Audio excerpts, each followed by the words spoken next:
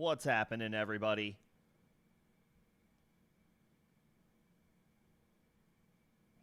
Welcome to another episode of Facemask Fantasy. On this Tuesday, second to last Tuesday before the start of the regular season. Good to hang out with you guys. Hope everybody's doing well. Drafts are probably underway this week, whether they're this weekend, potentially next week, at the beginning of the week. But it's crunch time now, right? Like, football's in 9 days, essentially. So draft prep needs to be fully fleshed out at this point. Sorting through your strategy, what you're going to do, that is of the utmost importance at this time. So just been trying to navigate through some potential ideas, options for you as you approach your draft. Today we'll talk about some backfields, some ones that are a little more unsettled. As I'm saying this, I feel like I should add like 2 or 3 more backfields to this list that aren't on there currently. So we'll get into that today. Talk about guys that I might like at their cost. Maybe I like, but I'm not going out of my way to draft them. Guys I like only if they slip, or guys just who I think are undervalued at the moment relative to their standing in their current backfield that they reside in, which obviously is still subject to change with only a week still to go before the regular season. But a lot can happen in a short amount of time in the NFL. You guys know that.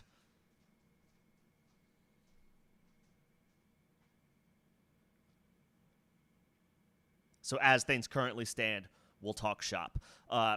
Appreciate you guys coming in, hanging out. Good to see some folks in here. E111, what's going on, man? New member as of last week. Welcome. Appreciate the support.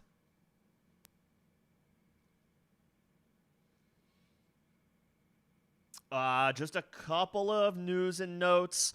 Not really a whole lot. Obviously, today was the roster cut-down deadline for NFL teams. They have to be at the 53-man roster limit. They had to have been as of about 2 hours ago, a little bit more than 2 hours ago at this point.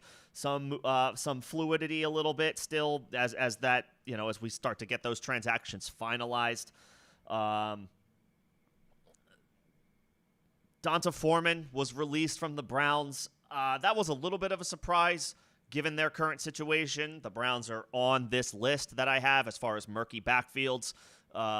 They're pretty much down to Jerome Ford and Pierre Strong, and I believe Pierre Strong is nursing an injury at this moment, or he was not too long ago. And Nick Chubb is already on the PUP list, who is guaranteed to miss the first 4 weeks of the season. So the release of Foreman was a little shocking, but I also feel like they're going to bring him back eventually. I feel like they're kind of navigating the cut-down situation right now. They still have 4 quarterbacks on their roster. Teams don't really typically do that. So, I don't know. I wouldn't be surprised if Foreman ended up back with Cleveland. Nevertheless, he is a casualty of roster cut-downs. So, we'll see what happens there. Donald Parham with the Chargers, also let go. Not a guy that you're drafting in 10-team leagues, 12-team leagues, 14 leagues, 16 leagues. He's not on the radar. He was an interesting young name when he first broke onto the scene. Now he's looking for a new team. I mean, he's still young, I guess. He could latch on somewhere and continue to develop, but that's no longer going to be the case as far as a potential connection with Justin Herbert, which was another thing that was making his situation feel promising. He moves on. I think that's pretty much it as far as news and notes. There's not a lot from today as far as notable cuts as it pertains to fantasy. Donta Foreman probably being the closest thing. But that doesn't mean the trade still can't happen. A couple have already gone down. I believe the Titans traded a linebacker to, was it the Chargers? I feel like I'm remembering that like semi-correctly. So trades can still happen. You never know what could happen. Some of the names that are on this list that I have in front of you have at some point or other been a part of potential trade conversations. Not a lot of them, but a couple of them for sure. So, that's the name of the game with what we currently know as far as what the information is that we have. Let's talk shop on some backfields. Guys that I like that you should consider targeting if your draft hasn't taken place yet. Guys to, on the other side of the coin, maybe consider fading at cost or altogether.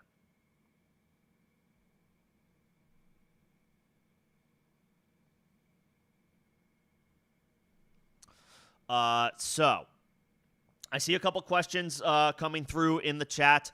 As always, this is an AMA. I'm happy to take questions as they come up. If you are a member, that is one of the perks of being a member of the channel, and this will segue into a good update as it pertains to the channel and what to expect from Facemask Fantasy this year. One of the member perks in the live chat is you do get precedence, you do get priority responses and reactions to your questions or anything that you may have to share in general, and then I get to everybody else. So, I will be moving a little bit all over the place in the chat. If you think I skipped you, I'm probably addressing a member of the channel, and then I will come back to your question.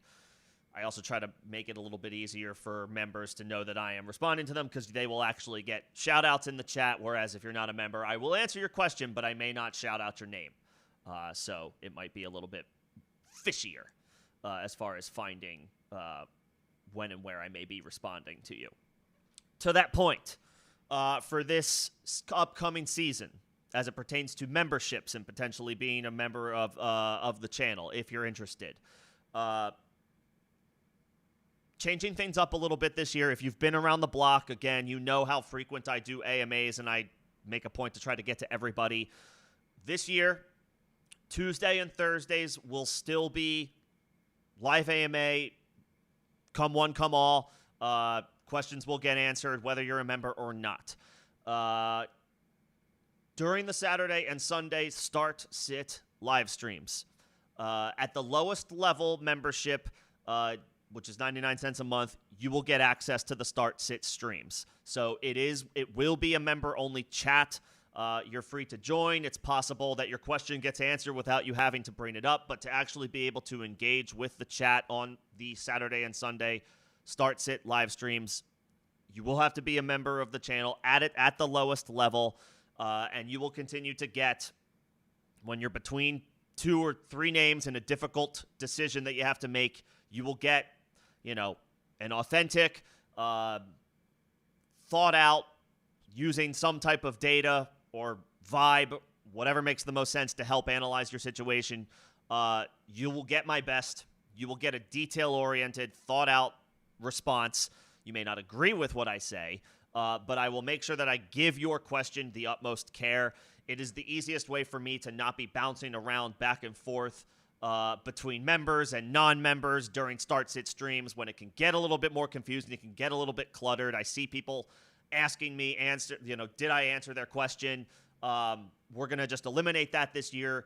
You will continue to get the best answer that I can give you when you're between 2 or maybe 3 difficult names to figure out for your starting lineup. 99 cents a month, the practice squad starter level. So starting next Saturday and Sunday, those will be member-only chats. The Tuesday and Thursday streams will continue to be for everybody, but I'm probably not going to be answering start-sit questions that much in those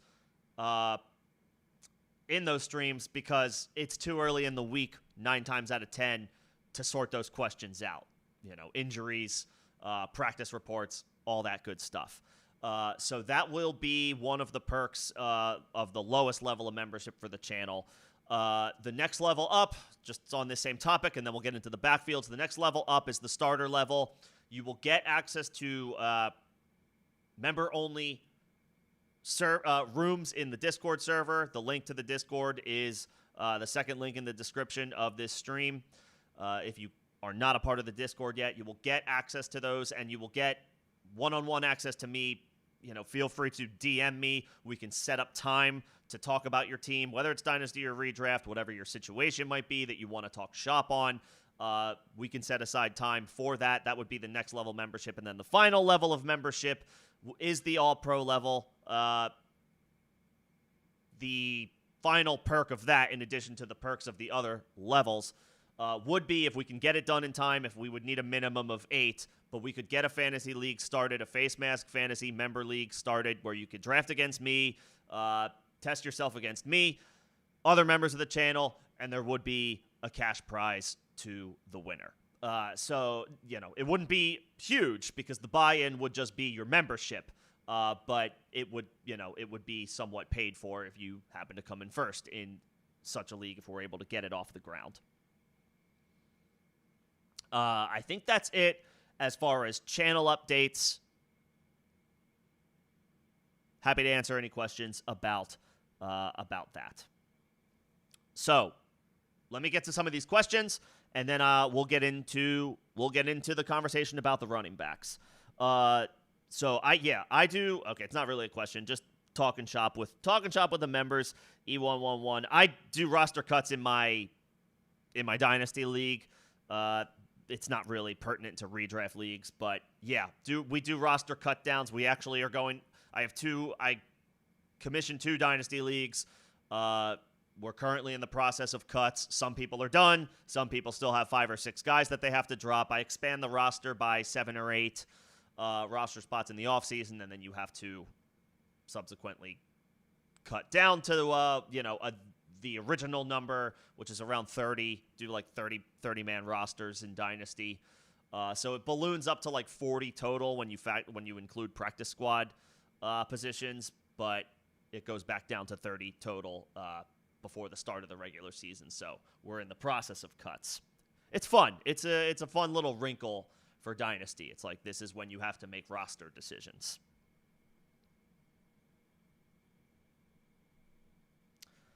I have a question about how I feel about Javon Baker. How do I feel about Javon Baker? Javon Baker was trendy a month to 6 weeks ago. Especially in best ball formats, people were very interested in him.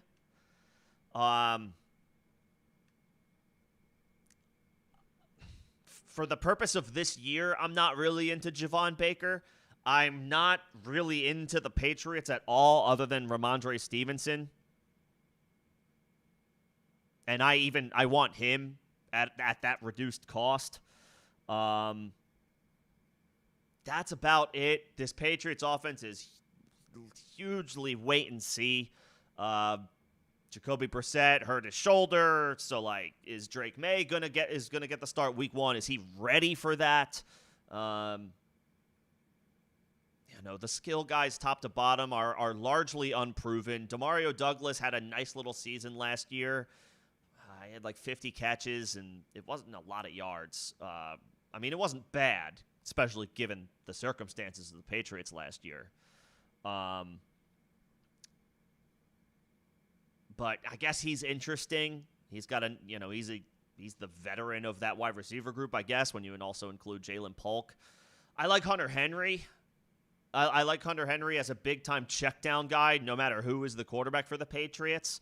I think he's going to corral a lot of targets. Those are the guys I like, Ramondre Stevenson and Hunter Henry. So, Javon Baker, he played... he played a decent amount in the preseason finale, which I think that tells you what you need to know. He's got some work ahead of him. He's got some seasoning that needs to happen.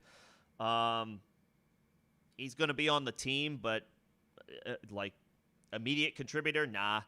Factor in 2024, I doubt it. Interesting name for Dynasty, sure. Interesting name for Dynasty, sure. But that's about it. That's about it. This is a low volume offense that I want any parts of. And it's just I want Ramondre Stevenson and I want Hunter Henry at cost, and that's about it. Demario Douglas is fine, but he's a last round pick, and in shallow redraft leagues, he's not starting over any of the other guys that you draft in the first set with whatever collection of receivers you end up with in the first 7, 8, 9 rounds. Demario Douglas starts over none of them.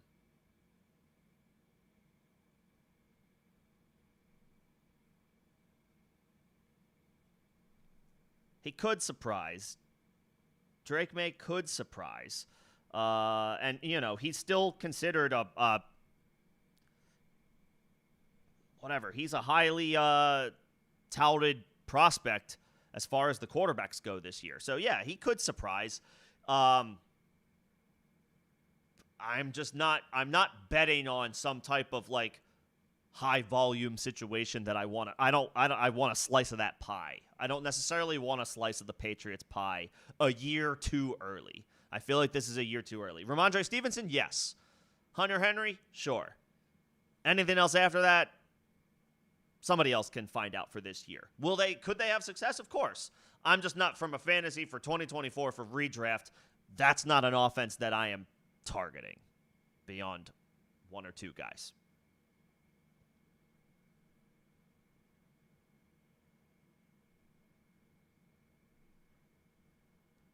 All right, let's get into these backfields. I'm just checking to make sure I didn't miss any other questions. Nope. Let's get into these backfields. What's going on, Alex? So, I just have these listed in team name alphabetical order. I can go out of order if there's anything specific that you guys want to talk shop on. Otherwise, I can just go straight down this list, and I can start with the Bears. A super quick question. I can give a super quick answer. I take Waddle right now. I take Waddle over Ayuk. The contract situation is the difference. Yeah, Waddle over Ayuk. The contract headache that is going on with Ayuk and the 49ers right now is the difference in my answer there. So let's go with the Chicago Bears backfield. First of all, this offense should be a lot better this year than it has been in years past. Caleb Williams is giving us all the reason in the world to have some level of decently high expectations. We saw flashes in the preseason. The vibes are pretty good. He's loaded at wide receiver. The offensive line is a question mark. But Williams is expected to pretty much elevate this offense from day one as a rookie. So that means that everything should be better. The backfield should be better as well. We get DeAndre Swift, signs over from the Eagles. Khalil Herbert and Roschon Johnson are holdovers from last year. Swift with the Eagles was a running back 2, like the lowest end of running back 2 last year. I think in half PPR scoring, Swift was like the RB24 in the RB24 overall, and like maybe he was the RB23 in points per game.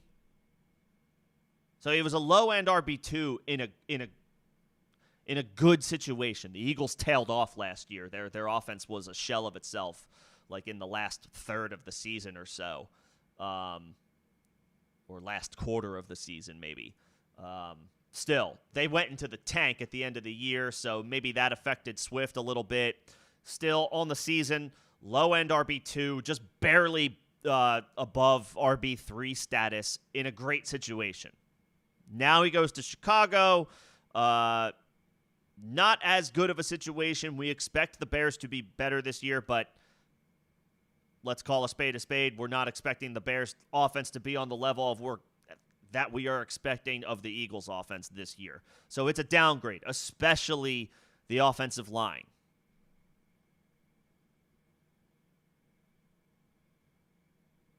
Swift is getting drafted. Underdog might not be the best source of truth for that. He's going much higher. In Underdog, Swift is like an 8th round pick, maybe a 7th round pick.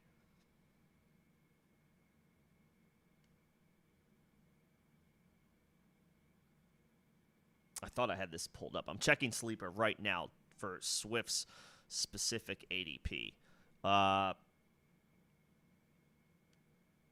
64. So yeah, sixth round pick in redraft leagues. Probably in some leagues he'll be a 5th round pick. 7th, 8th round selection in best ball.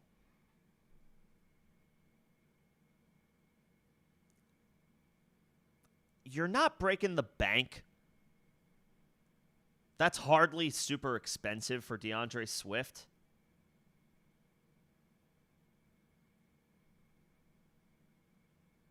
He's the RB.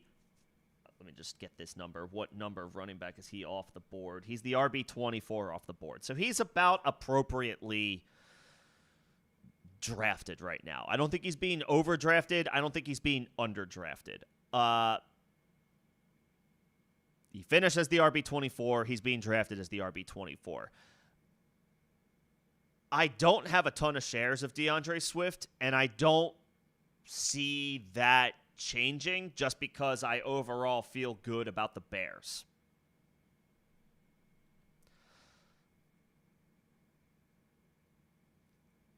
If he falls 10 picks, okay, fine.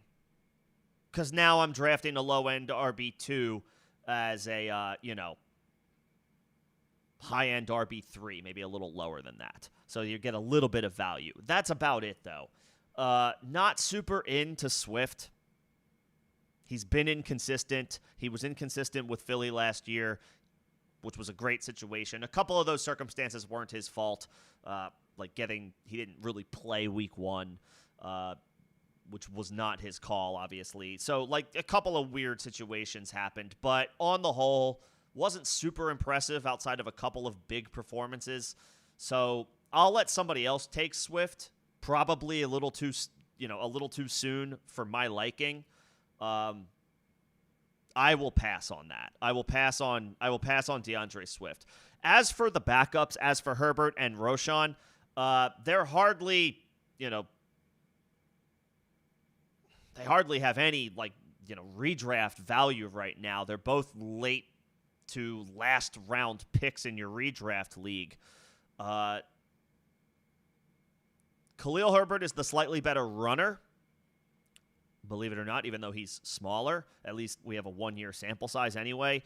Roschon was the better receiver last year than Khalil Herbert has been in the past 2 seasons combined. Roschon Johnson had more catches in 2023 than Herbert had in 2022 and 2023 combined. So I kind of like Roschon. If I were to pick anybody in this backfield, I kind of like Roschon because not only is he the cheapest, but he could be the 3rd down guy.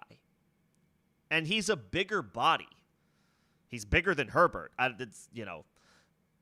Chalk it up to Roschon being a rookie last year, a 4th-round rookie, and Khalil Herbert's had a couple of years in the NFL. He's a little bit better of a player right now, but I still kind of like Roschon's arrow. I know he was a 4th-round pick. I know DeAndre Swift, they brought him in, so maybe it kind of ticked his arrow down a little bit. But I don't know. I still think he's pretty talented and has a chance in this improved offense. So these are all waiver wire guys. DeAndre Swift isn't a waiver wire guy, but ultimately I'm not going out of my way to draft him. Herbert, take it or leave it. Roschon is a guy that I would want to keep an eye on. It's possible he doesn't get drafted at all in 10 and 12 team leagues. That is possible, but he's the name that I want to keep an eye on because he's a good pass catcher. He proved that last year. And if anything happens to Swift, Roschon, again, is the bigger body. I would think he is the one who gets the first opportunity, the primary opportunity at 1st and 2nd down if something were to happen to Swift. So I'll take Johnson. Should I color code the guys that I like?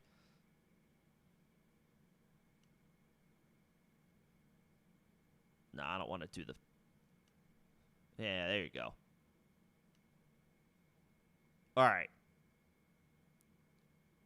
There we go. Green. I guess green is I like them at their cost. I'll do. Let me see. I can do yellow for DeAndre Swift or like not a brown color. That's weird. That's better. Like a yellowish, orangish color where I'm like, I'm not going out of my way.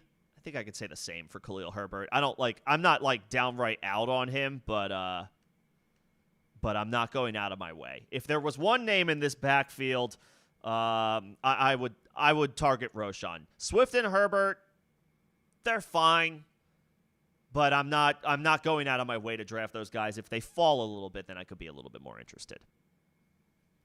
Let's move to the Bengals. I see E11's got a question about. Don't worry about if you've already drafted, man. Don't worry about picking up a kicker yet. We have 10 days to sort that out. Probably like even a little bit more than that because it's likely that guys like Harrison Butker and Justin Tucker already got drafted. So there's not a kicker available from the Thursday game anyway. We'll worry about that, next week. Keep those guys for now because like what if something happens? You'll be happy that you have all of them. Keep all of those guys for now. If you didn't draft a kicker, leave it that way for now. Anybody. If you don't draft a kicker, which I am totally fine with as a strategy, like draft an extra wide receiver, draft an extra tight end if you punt tight end, draft an extra running back. Who the hell knows what happens between now and the season? What if a guy randomly goes down and you just so happen to have the extra dude who's worth stashing in that scenario? Pick up the kicker when you absolutely have to. Pick up that kicker when you absolutely have to, which is not now. All right, the Bengals. I'll tell you right now, I like this situation in general. Maybe not Travion Williams. He's not on the radar, but last I checked, I do believe he is the guy that is listed third on the depth chart for the Bengals backfield. Even though he just picked up, it was Chris Evans who picked up the injury. So he's, unfortunately, I think, out for the season.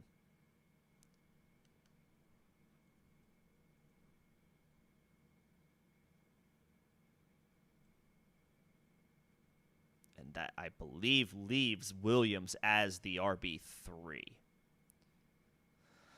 He's 26 years old. He just hasn't done that much in he is listed as the RB3. I'll tell you right now, like he's not, in spite of all, he's not on the radar. He just isn't. He just hasn't done enough in his NFL career to warrant being, like, he is listed as the RB3 on the depth chart. I don't know how official the depth chart is these days. He's there now. Even if something happened to both Moss and Chase Brown, I know it's a good offense, but there's not, I'm not going to be going out of my way to run to the waiver wire. There's just not enough. There's not enough to go off of from his career at this point. I will tell you, though, about the guys who are fantasy relevant, Zach Moss and Chase Brown. I like both of these dudes. I'm a fan of both of these guys at cost.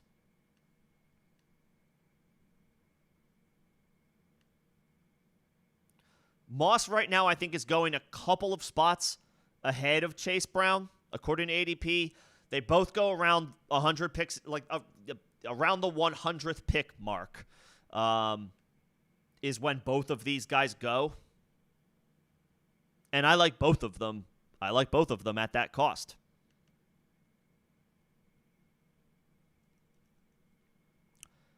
Chase Brown's ADP on Sleeper is 117. That feels low. Which means Moss's ADP might be around 90 on Sleeper. I am checking that now.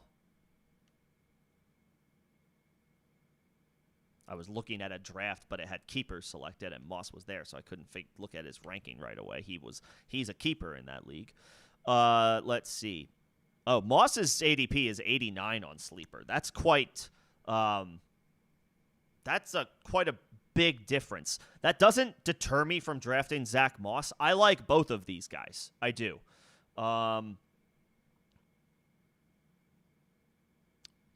Chase Brown is expected to be the big playmaker. Zach Moss maybe a little bit more of a grinder, probably the goal line guy. Chase Brown is a little, he's not tiny. He's not the biggest guy in the world, though.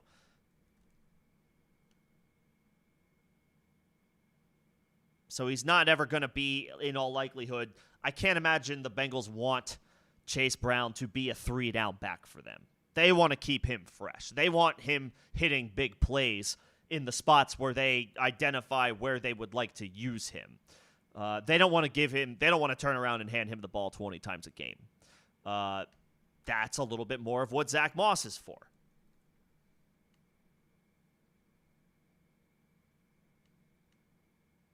Like Brown is the speed Brown's the speed guy. He's the big time potential playmaker. So his variance might be a little bit more up and down, whereas Moss is kind of like the boring guy, where he's maybe a little steadier. Probably sees a dip the weeks that Chase Brown spikes, but I would think gets first crack at goal line duties and opportunities to start the season. So on Sleeper, the ADP discrepancy is a little bit larger. On Underdog, it's a lot closer. They're both getting drafted around 100 picks in, and I like both of those guys. If you're drafting somewhere like Sleeper, Moss's ADP is up to 89, so it's higher than it is on Underdog. And Chase Brown's is down closer to 120 on Sleeper. So that's like a situation that I'm identifying big time as something I want to target. All told, I'm going after both of these guys. I think they will both have value throughout the regular season. They may be tough to predict. If you, for example, draft both of them, if you find yourself with both Bengals running backs, then yes, you have the handcuff. But they both might, in that situation, you may have a hard time choosing between the two. And pretty much you're kind of just like waiting in that scenario to see which one maybe emerges if the other one goes down. But I think they're both going to be factors for as long as they're both healthy. So maybe just grab one. If you get Moss at a little bit of a dip, great. If you can get Chase Brown, and you can even maybe go out of your way a few spots, because I think 117 on Sleeper is a little too low for him, by all means, do that. Make that happen.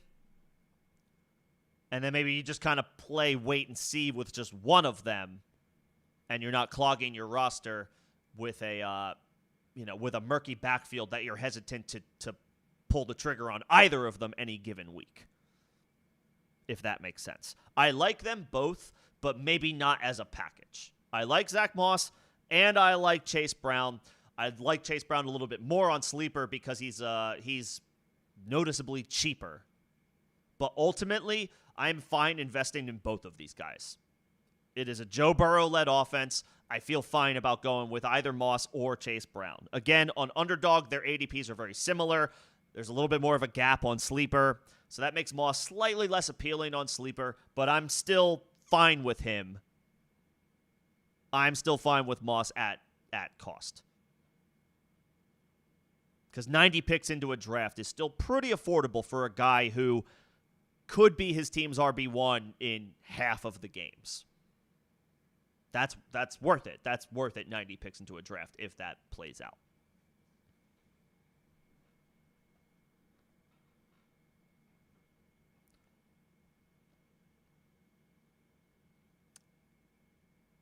Moving on to the Broncos. I see some questions coming in the chat. I will certainly get to those.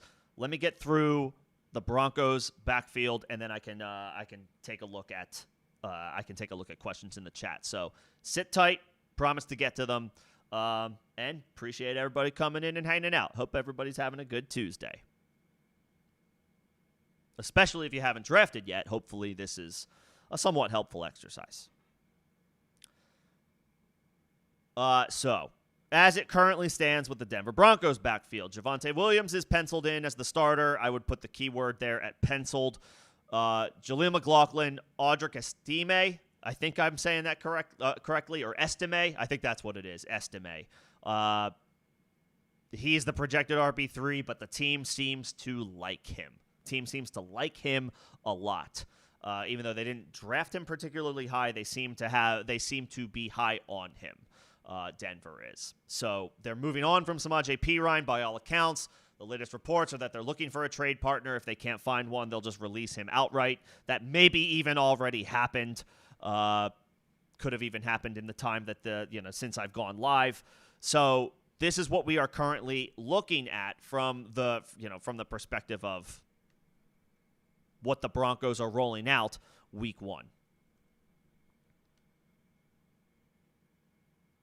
Javonte, I've been a Javonte guy. Since he was drafted, I've been a Javonte guy. I staked my claim that he would outscore, oh my God, who was the Trey Sermon, which was a conversation back then when they got drafted. Who was the better guy? Who was the better running back? Who was the better target? Maybe in Dynasty. Trey Sermon was in that conversation not too long ago. I called maybe it wasn't a significant call, but I called my shot and said Javonte would be a better producer, and for at least that 1 year, he was. I guess last year he was as well, even though it was kind of like pulling teeth.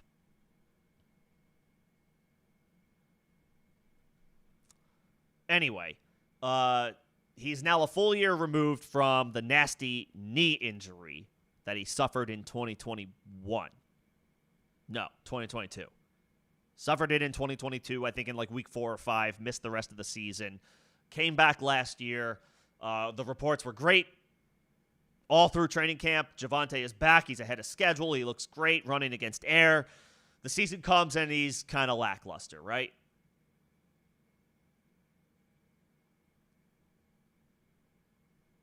The question now is, now that he's a full year removed from the injury, is that, can we expect to see rookie year Javonte Williams again?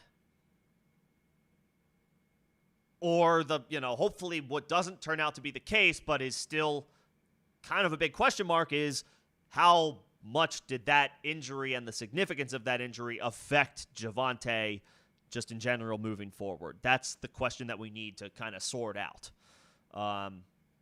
So his ADP is way down. You can have him 100 picks into pretty much any draft. His ADP is like 90 on on Sleeper. I wouldn't be surprised to see that fall a little bit. Like, he's a guy that I would expect is maybe available 6-7 picks past his ADP.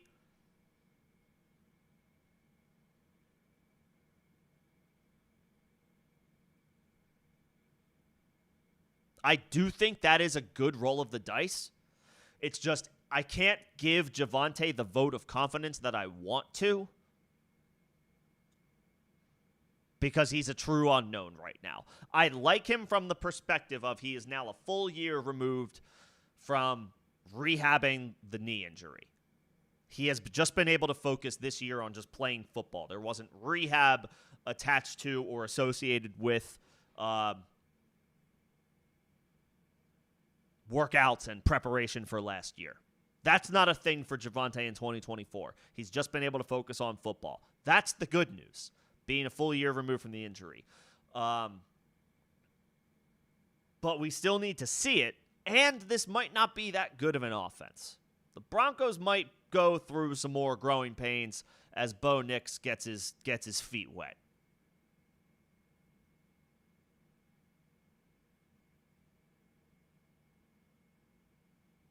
So with an ADP of like 90, if Javonte's ADP was 10 to 15 picks later, like around 100 or 105, even if you could sneak it down to 110, I'd be all over it.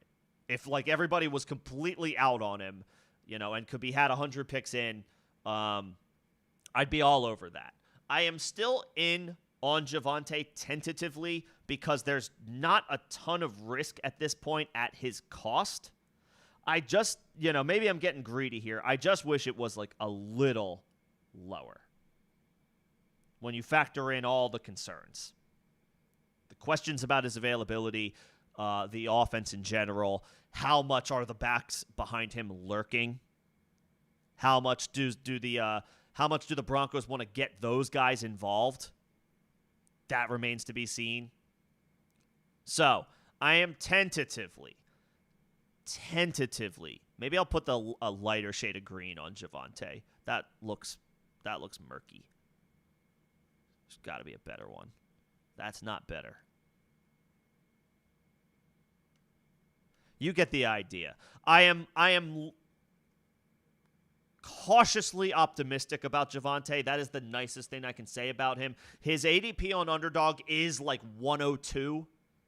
I'm good with that. I like that spot. I like that cost for Javonte. 100 picks into a draft when he still very well could be the guy in that backfield. I like that. I'm perfectly fine with that. ADP of like 100. 10 picks higher on Sleeper, around 90. Now I got to spend almost an 8th round pick on him as opposed to maybe like a back half of the 9th or even like an early 10th round pick on him. I'm a little less bullish on that. I'm not out, but I'm not out. I'm not going out of my way at that spot, but it's still not a terrible cost for a guy who could still lead his backfield. That being said, the guys behind him are interesting names who do not cost much, if anything, in pretty regardless of the platform that you play fantasy on. Jaleel McLaughlin's ADP is 175. So 10 and 12 team leagues, he's not getting drafted. He might be getting drafted in 14 team larger leagues.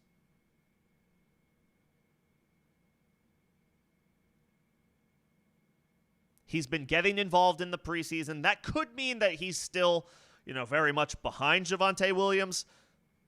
Take the preseason with a grain of salt. Don't look too much into it. It could mean 4 or 5 different things. It could mean that he is still well behind Javonte Williams. It could mean that they're trying to get some work and get him ready and get him prepared to have a larger role.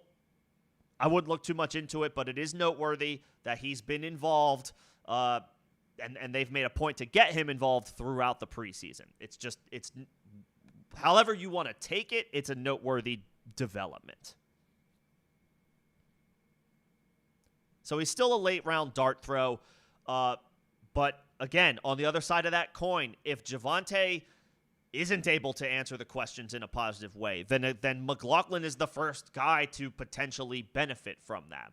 I am cautiously optimistic in Javonte, but that means that there is a window of opportunity for the guys behind him. As an absolute dart throw, I am fine with McLaughlin. I'm fine with Estime. I think that I want to say it the other way, like Estime. I think it's Estime.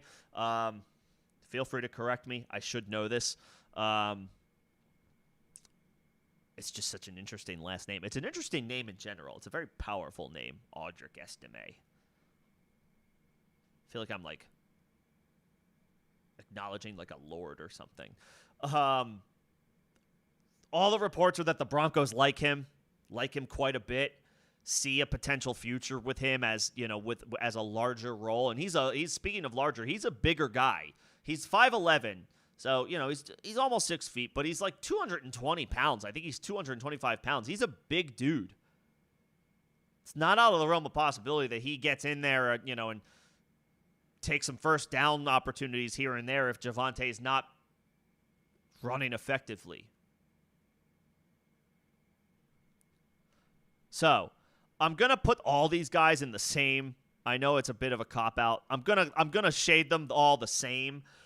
I'm fine with all of them at their cost. I'm not fading them. It's different from how I have DeAndre Swift and Khalil Herbert listed. Those guys I'm not going out of my way to draft, and I need them to fall a little bit.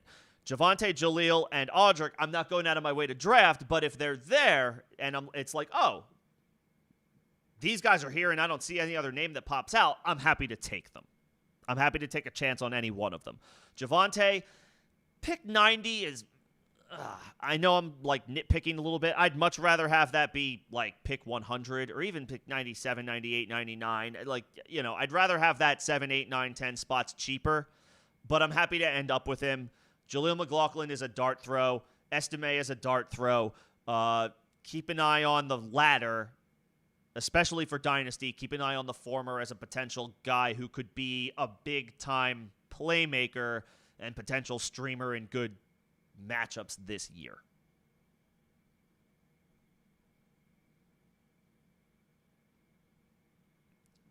So that's the Broncos. It's murky. I want to be more in on these guys, but I don't know if the offense is going to be good, and I don't know what, if anything, I don't know who brings what to the table this year in 2024. So, I like them at their cost. I'll take them, especially if I have a need at running back in Javonte's case. Hopefully it's a long-term, potentially need and not a short-term one. But I feel okay about each of these guys. We're all relative to cost and expectations. All right, let me get to a couple of questions and comments. Appreciate you guys sticking around and hanging out.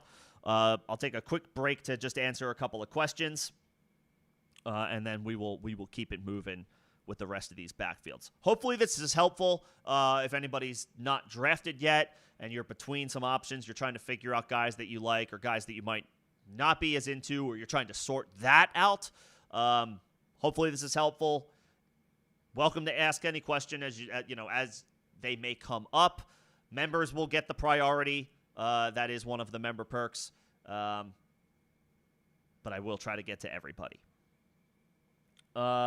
This is a draft question. Brees or Jamar Chase in half PPR? Brees. In half PPR, Brees. I mean, Chase is a stud who I would take in best ball first, but Brees in redraft. He's my RB2. I'm happy to take him, I'm happy to take him over anybody pretty much other than McCaffrey, CeeDee Lamb, and Tyreek Hill. I'm happy to take Brees over anybody other than those three names.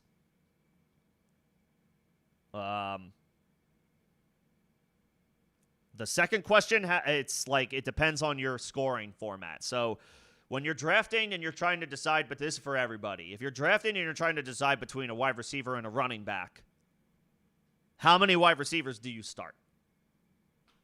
If you start two, take the running back. If you start 3 wide receivers, take the wide receiver. In general. Obviously, you bend every rule, quote unquote. That's not necessarily a rule, but just that's a general rule of thumb. So when you have a draft question, you're between a wide receiver and a running back, and they're both really good options. It comes down to the starting lineup that your league puts out every week.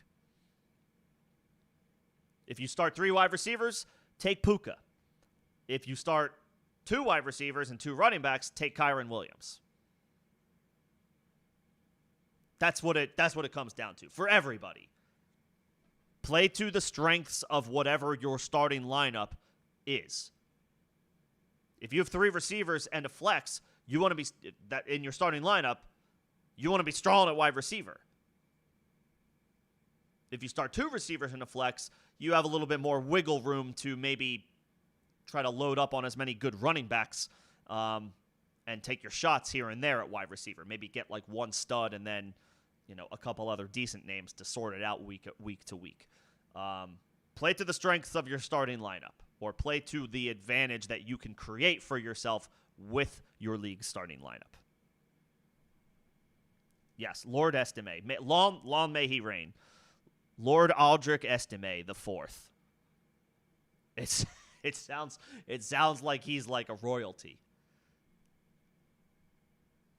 Yeah. Lord Estime. Anybody who's got Aldrich on your dynasty team, I don't know, change his nickname. He is a lord now. He is Lord Estime. Long may he reign.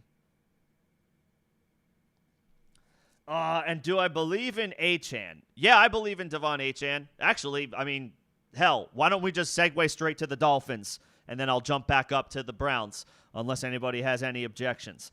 Because I got a question about HN. Let me look at this comment really quick, and then I will just go right into the Dolphins conversation, and hopefully that'll answer your question. Tyreek at 105. This is redraft, right? Amon-Ra at 108. That's a great spot. That's a great spot to get Amon-Ra. Yeah, I'm in a lot of drafts right now on Underdog Fantasy. A lot of slow drafts right now, just like collecting the best ball entries and just seeing what happens. I think that's everything else for now. Yeah, I think that's everything else for now. Okay. I got a question if I believe in Devon Achane.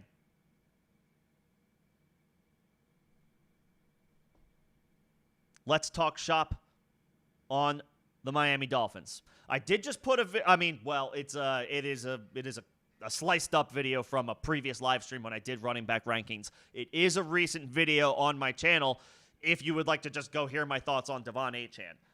But come back after you're done. We like people coming in and hanging out. Where I just gave my thoughts on Devon Achane. If you would like to just go see the fast forward version of that, essentially. But the general gist on the Miami Dolphins, I mean, it might be a cop-out. I'm into all of these dudes. I'm into every single one of them. When you factor in cost, when you factor in expectations, when you factor in the big playability that comes with this offense. Remember, this is a Miami Dolphins offense that led the league in total offense in 2023. And everybody's back. Tyreek Hill is back. Jalen Waddle is back. They added Jonnu Smith. Achane is obviously back. Raheem Mostert is back. They add Jalen Wright. Jeff Wilson is back.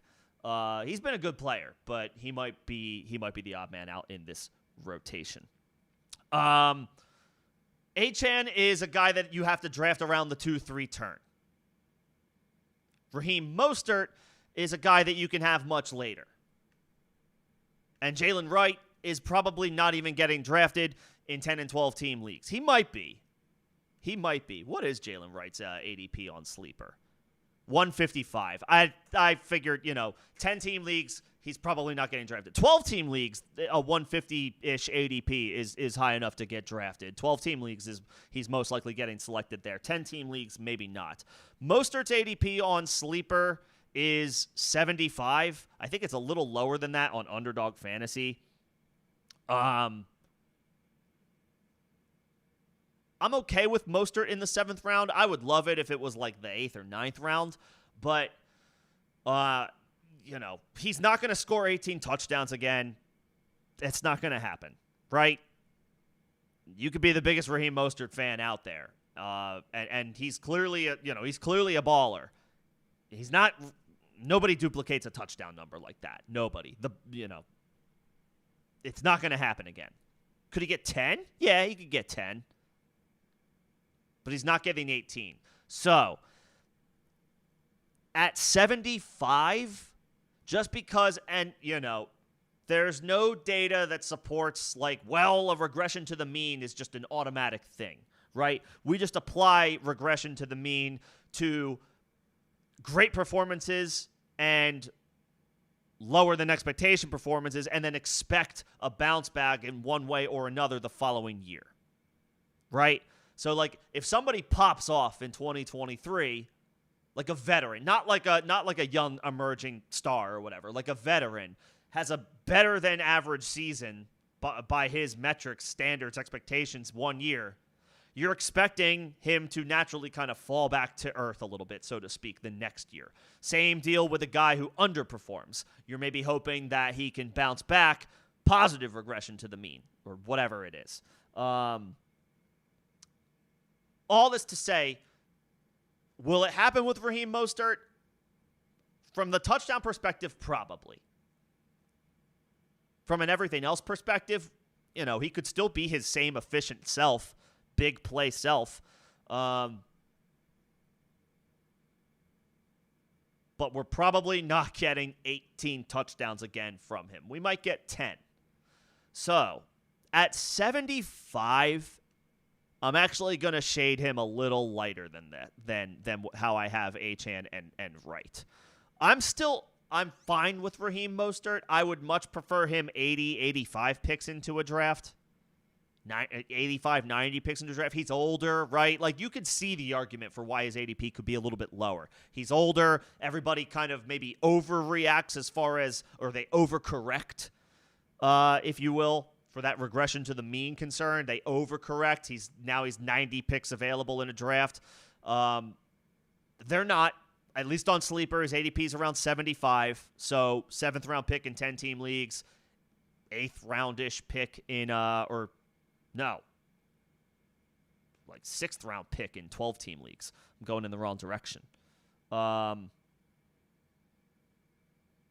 Late, right? Late 6th, early 7th. I'm not as in at that cost. He's in a great offense. He's a good player. He's a big-time playmaker. He's a little older. He's got a little bit of an injury history. I try not to hold that against players on a year-by-year basis, but being an older running back, it's something that just has to be noted. If he was 90 to 95 picks available 90, 95 picks into a draft, Raheem Mostert would be the same shade of green as Devon Achane and Jalen Wright. But he's a little more expensive than I would like him to be on Sleeper, and so I have to shade him down a little bit. Achane, I am in on. And again, there is a recent video on the channel if you want to check it out about Devon Achane. The general gist is this. He had weeks where he scored 1 point, 2 points, 3 points, a couple other weeks where he was under 10 points. He certainly didn't help you win the week, and in cases where he scores 1, 2, 3 points, he probably is one of the main reasons you lose that week. So he comes with his volatility. There's no doubt.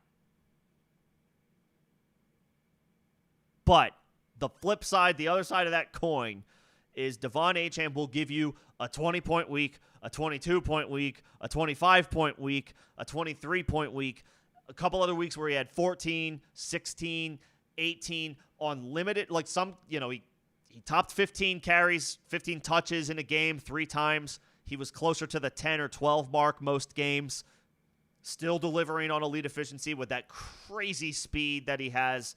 I'm a big proponent of swinging for the fences. Take your shots. Try to hit the moon, right? Try to hit the moon. Don't try to hit a single at the 2-3 turn. Try to hit a home run. Swing for the fences. Achane is the ultimate swing for the fences at the 2-3 turn. I will take the bad with the good. I will deal with the bad when I know how good the good is. And the good is he can win you a week 4 or 5 times a season. That's the upside. Maybe more. Can he get his touch total, his per game touch total up from 3 games to 6, 7, 8, 9 games? Can he do that? If he can do that, he will finish as a top 5 RB on the season on the backs of like 4 or 5, 6 monster performances that maybe single-handedly win you a week. And if you're lucky enough, one of those performances happens between week 15 and week 17. I'm in on Achane. I am in on Devon Achane.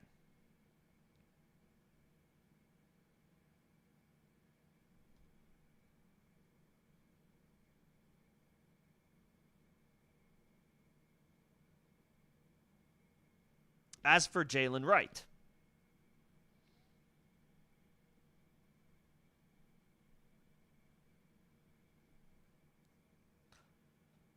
kind of a dead giveaway already. I'm in on him as well. Achane went 4th overall in a standard scoring league. Holy hell, man.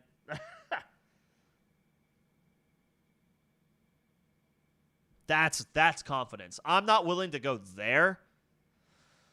Standard, it's like McCaffrey, Brees, and then I would still go CeeDee Lamb. I might still go Tyreek Hill, but Bijan has an argument there in standard scoring. then Tyreek. I guess like Jonathan Taylor moves way up. Saquon moves way up. I would take Achane like maybe at the turn, not fourth overall. I like Achane, but that is a confident pick that I would not be comfortable making when Jahmyr Gibbs. I almost forgot about Jahmyr Gibbs. Even in standard scoring, like yes, taking Gibbs over Achane. It's not a big list.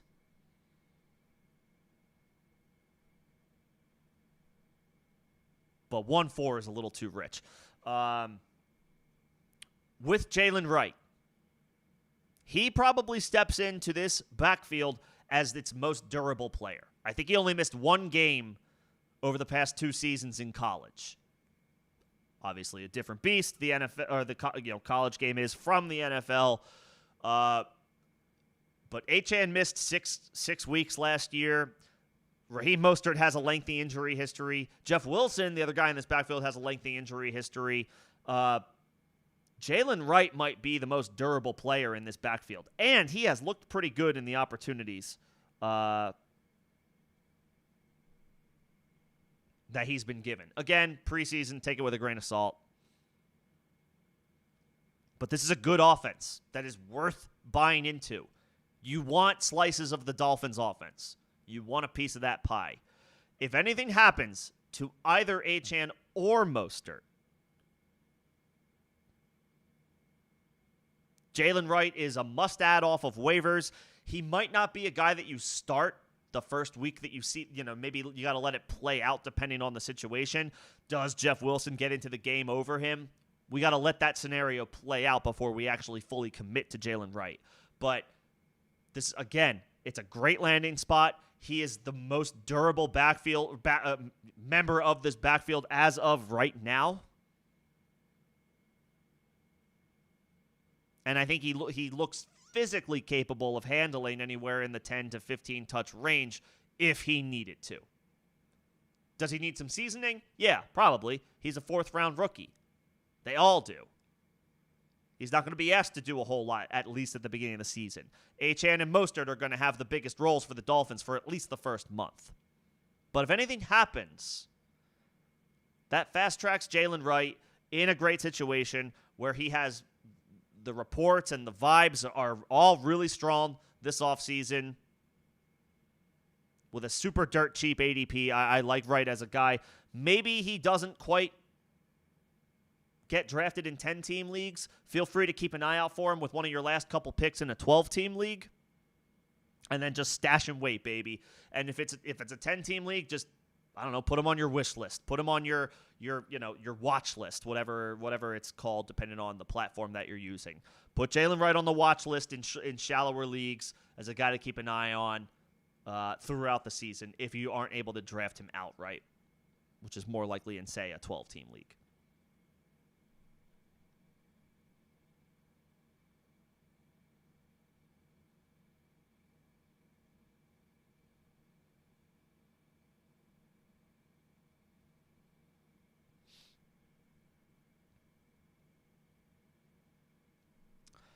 So those are my thoughts on the Dolphins. I think I see a couple of other questions, so I will. I'm gonna bounce back up to the Browns really quick. Jaws had a question a little earlier. Do I have it? Oh, the new Chiefs fullback, is that Carson Steele? Yeah, I mean in Dynasty. In redraft right now, it's Pacheco, and then I don't know what the hell Clyde Edwards-Helaire has to offer or to give at this point in his career, but he might get one last backup opportunity, first crack at the backup opportunity. Steele is interesting. Looked good in the preseason. Again, grain of salt. Not a guy that you're adding in 12 or even 14-man leagues, most likely. Carson Steele, he's probably still on the waiver wire, even in 14-team leagues. Worth it to keep an eye on him, right? We know what Clyde is at this point, but that's Pacheco's backfield most likely. Not a ton of work to go around between the guys in the passing game, Kelsey, Rashee Rice, Xavier Worthy, Hollywood Brown when he gets healthy. Keep him on the radar, keep him on the watch list, but for right now, he's only a dynasty stash in deep leagues, is Carson Steele. But he's interesting.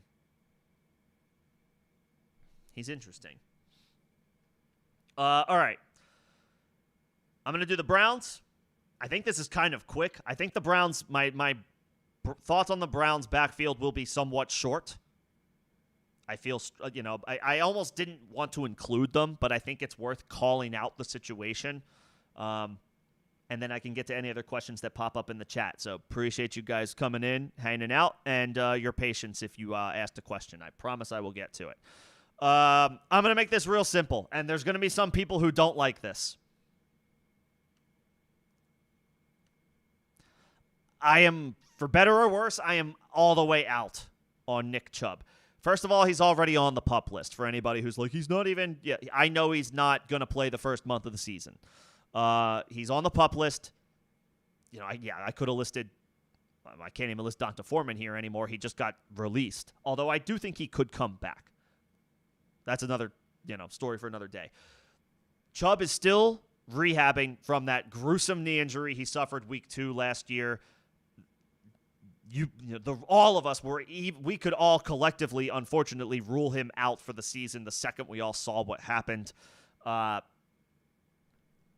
Still without a timeline, or has as recently as earlier the offseason, still without a real timeline to return, still very much rehabbing, not starting the season even on the active roster, gonna guarantee to miss the first 4 games. Best case scenario is he's able to return week 5. Given the timeline, what does Nick Chubb give you week 5 of 2024? First week off the PUP list? I can't imagine all that much. I would even say the same thing for week 6. So what? Your best case scenario is maybe week 7 or 8, where he maybe is forced a 50-50 split with Jerome Ford? That's like a best case scenario. And then from a performance perspective, what can we expect? Around maybe what we got from Javonte Williams last year?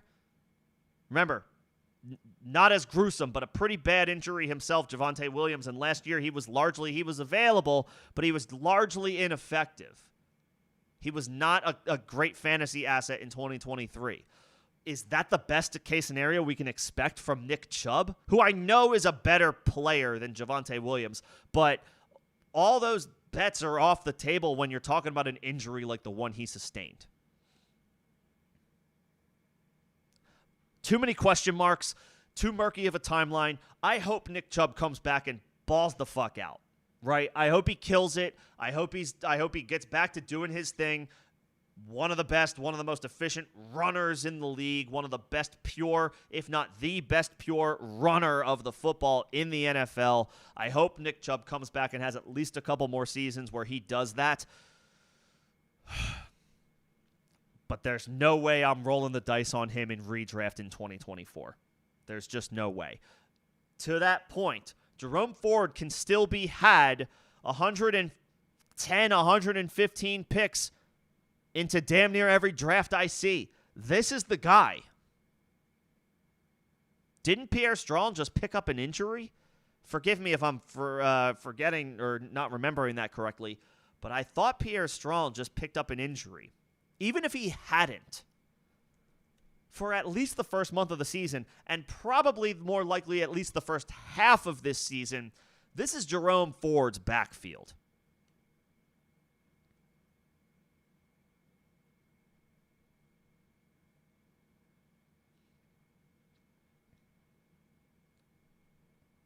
Strong is currently, he's got the questionable tag on Sleeper, so maybe he's dealing with something that could be minor. They've released Donta Foreman. I could see them either bringing him back or they got to bring somebody else in. They only have 2 running backs on the roster. Jerome Ford and Pierre Strong, because Nick Chubb is on the PUP list, who, again, I am unfortunately wholly out on.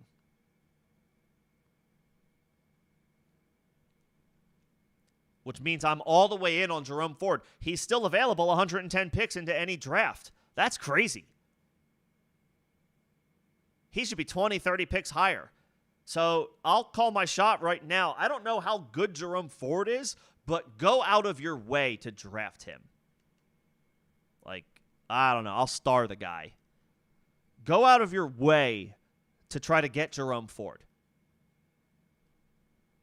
I don't know if he's great. He definitely had some big performances, but he's the dude for at least the first month and probably more likely the first half of the year. Pierre Strong, I'll give him the yellow. I'm not in, I'm not out. I know that he's very close.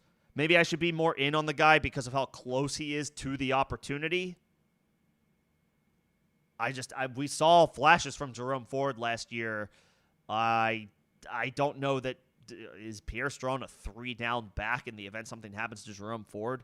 And then, of course, they have shortly bring somebody else in who will eat into opportunities. So Strong, I could, give or take. Maybe I should be a little bit more in on him because of how out I am on Nick Chubb. But the guy for me is Jerome Ford. I think, volume, opportunity, all that stuff is coming his way. And especially when you consider the cost. He's a target. Jerome Ford is a target in a backfield that it's only murky on paper because of the name, because of like the name of Nick Chubb. To me, this isn't that murky. I almost thought about not even putting the Browns on this list. But I guess, on the flip side, I wanted to drive home the point. Like, star Jerome Ford. If you haven't drafted yet, he's available like 110 picks into a draft. And that hasn't moved that much.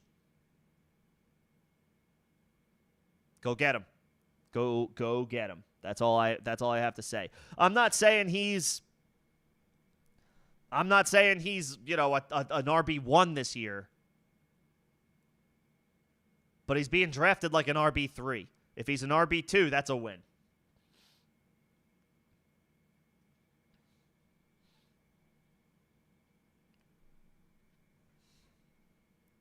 That's a win. Okay, those are my thoughts on the Browns.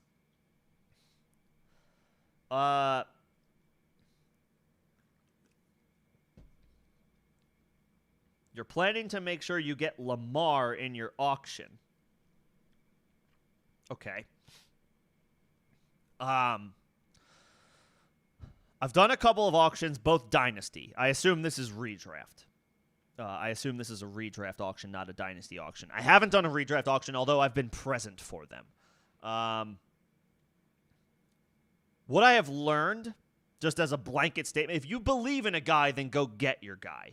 But that can be a dangerous game to play because if you just decide that no matter what, you're going all in on a guy and the price gets jacked up and then now you're left with being a couple dollars short here and there, filling out the rest of your roster. That's it. If you've done this for like a decade or even 5 years and you're like, shut the hell up, I know how to build a team, then cool.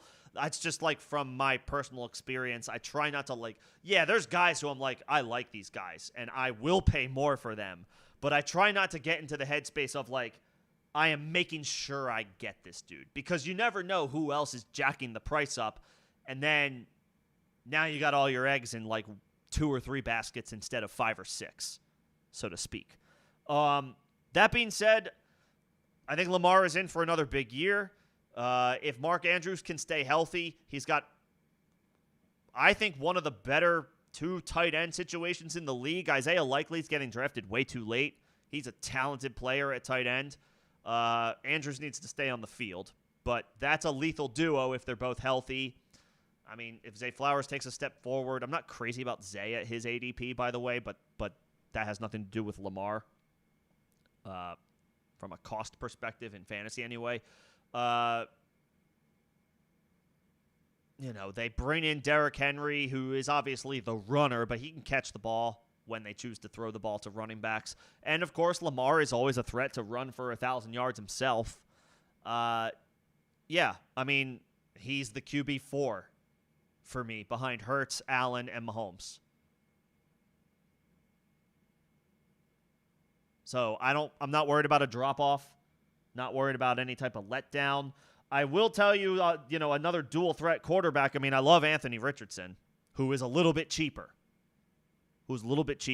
Than Lamar Jackson. I do really like Anthony Richardson. If you're worried about him staying healthy because of what happened last year, that's fine. I try not to, especially with a younger guy. Richardson's only 22 years old.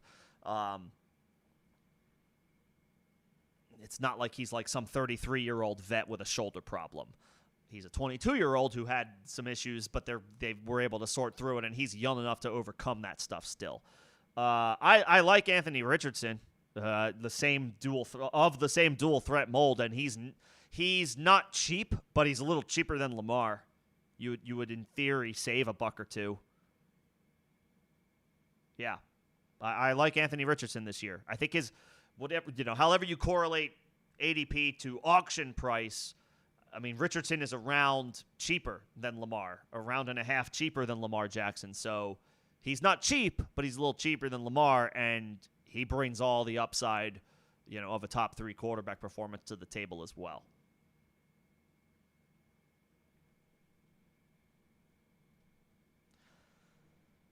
This is from like 10 minutes ago. The Bengals are expecting wide receiver Jamar Chase to play in the regular season opening game against New England. So if anybody had any concerns about Jamar Chase's availability ahead of week 1 because he's been holding out of practice here and there, he wants a new deal.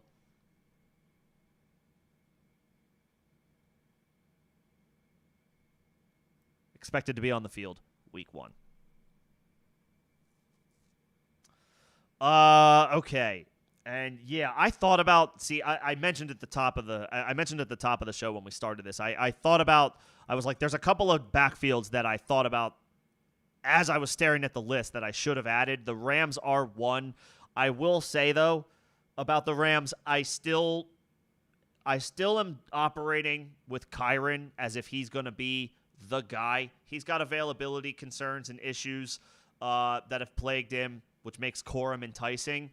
But I liken that situation to like one that is the Cardinals situation, where there's a clear-cut starter who is probably going to miss a couple of games just based on injury history, and then that rookie running back behind the starter emerges as like at least a flex viable option for you that week. So that's not as, I guess I wanted to put them here. I guess I thought it's not as muddy from that perspective. Like Kyren should be the RB1. The comparison, James Conner should be the RB1 for the Cardinals. If and when those guys go down, Blake Corum and Trey Benson are on the streaming radar, at least. But when Kyren and Connor are healthy, I think they are the guys. If they go into a week healthy, they are the guys, and those the rookies don't necessarily factor in as much, way more sporadic production.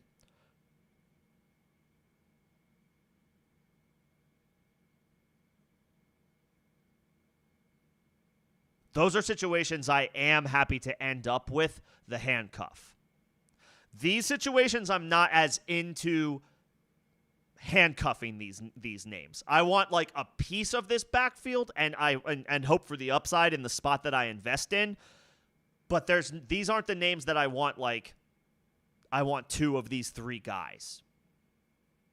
Maybe Jalen Wright if I have Achane, but like that would be it. Whereas like if I draft Kyren Williams, I want the Blake Corum handcuff because I don't think Corum is going to have a ton of standalone value when Kyren is healthy. If I draft James Conner, I want the Trey Benson handcuff because I'm not sure Benson's going to be super viable when James Conner is healthy. But when those guys are out, then I think those 2 dudes potentially, I mean, I don't know if they'll feast. They're rookies, but they certainly could.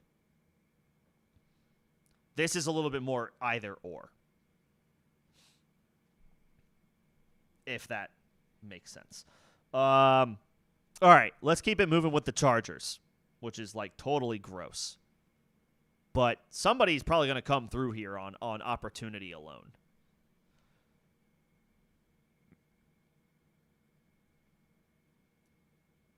I'll just say outright, Kamani Vidal is listed currently as third on the depth chart for the Chargers. But the recent vibes are he's probably not a factor on offense this year. He might be a little bit more of a special teamer. There were reports that he might not make the final roster at all. That turned out to be inaccurate, at least as of right now. He's on the team. He's probably going to be a special teamer. He needs to develop. For the purpose of 2024 redraft, I'm not looking at Vidal in the same vein that I'm looking at like a Jalen Wright. I'm not sure that he necessarily contributes this year. He could, and the reports that he's just a special teamer could just be smoke and mirrors. Preseason reports are always bogus, are always BS. But the vibes around him recently are that there's still some seasoning that needs to take place. So that leaves the veterans. That leaves Gus Edwards and J.K. Dobbins.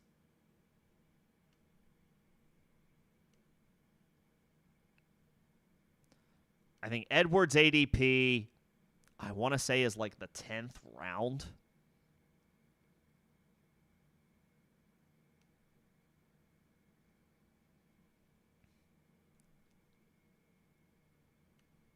Checking right now.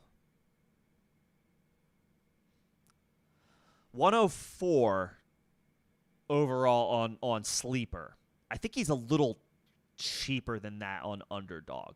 He might be more of like the 110, 115 range. So, in all likelihood, regardless of platform, you can have Gus Edwards 100 picks into a draft.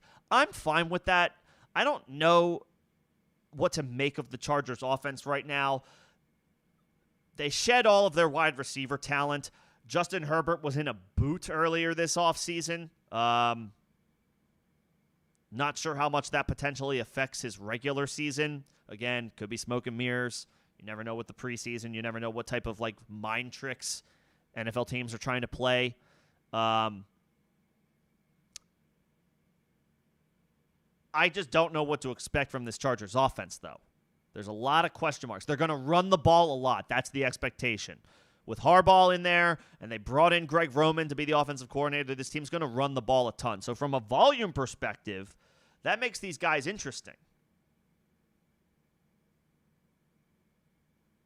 And Gus Edwards has been a rock-solid player throughout his time in the league. He was with the Ravens, notoriously a good, efficient rushing attack. We'll see if he can replicate any amount of success with the LA Chargers, but he's going to get the opportunity to do so.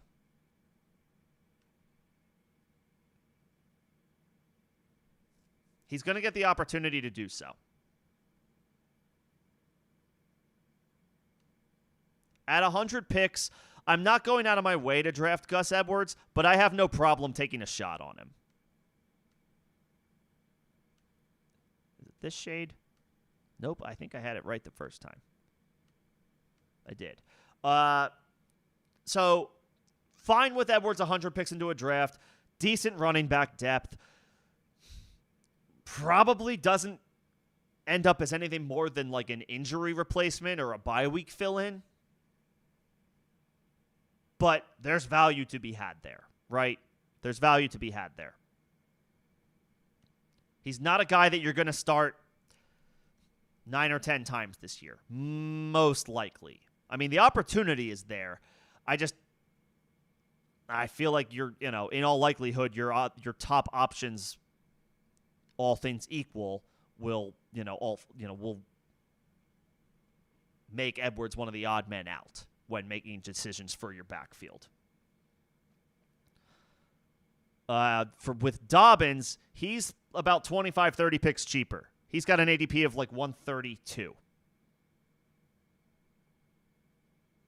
So hardly taking any risk. That being said, Dobbins has had some of the worst luck in recent memory, right? Torn ACL after his rookie year, torn Achilles just last year, has suffered some major injuries, now looking to bounce back with LA. Goes to the Chargers along with Gus Edwards. They kind of reunite. Like, what does J.K. Dobbins have left in the tank? He's still only 25, but his body has been through a lot.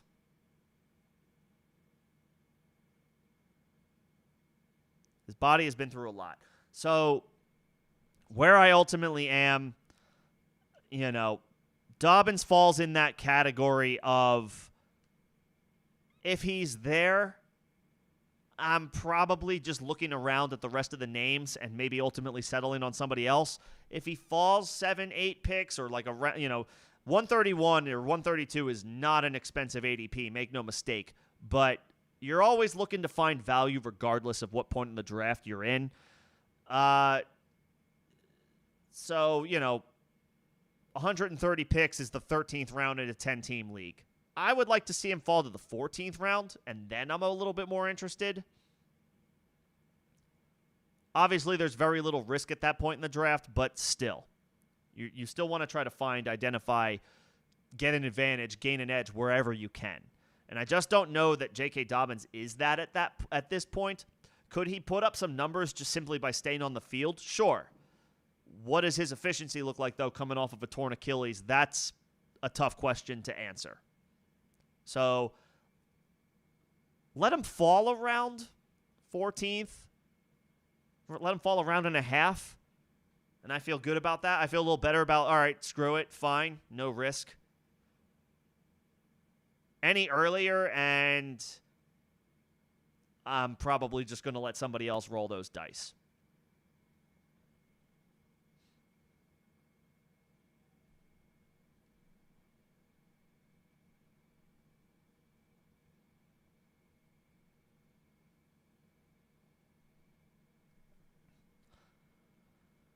Moving on. Everyone's favorite, the Dallas Cowboys. This situation is so difficult to sort out right now. The vibes up to this point with the Dallas Cowboys had not been very good this offseason. They turned a corner yesterday when CeeDee Lamb signed his big contract. Everybody exhaled. But there's still a lot of question marks here. CD opens everything up for everybody else. He's that dude. He's one of the best wide receivers in the NFL. The offense is infinitely better when he's on the field. So you feel a little better about these guys. But Dallas is probably not going to have as good of an offensive line as they've had for some time. There was a long stretch there, 10 years, where the Cowboys, they had a good offensive line. They had a really strong offensive line. That was one of the strengths of their team. Had been for a long time. That might not be the case this year. It might be a weakness. It might be something that holds them back.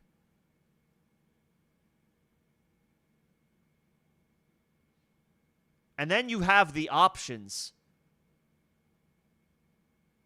to sift through. Ezekiel Elliott. I don't know. I don't know what Zeke has left in the tank at this point. Dallas rode him into the ground for his first 6 seasons of his career, 5 or 6 seasons of his career. Went to New England for a year. Had some games when Ramondre Stevenson went down. Now he goes back to Dallas. Better situation than he had last year.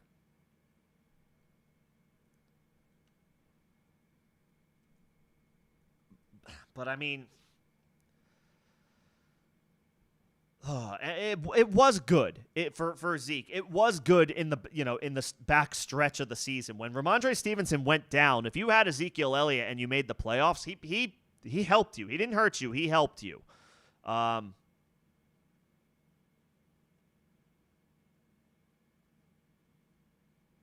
Can he do that again? Behind a not great offensive line, another year older, fewer check down opportunities, not just with Lamb, but with Jake Ferguson. The Patriots had Hunter Henry last year, but they didn't have a wide receiver of CeeDee Lamb's caliber. Are there enough check down opportunities for Zeke?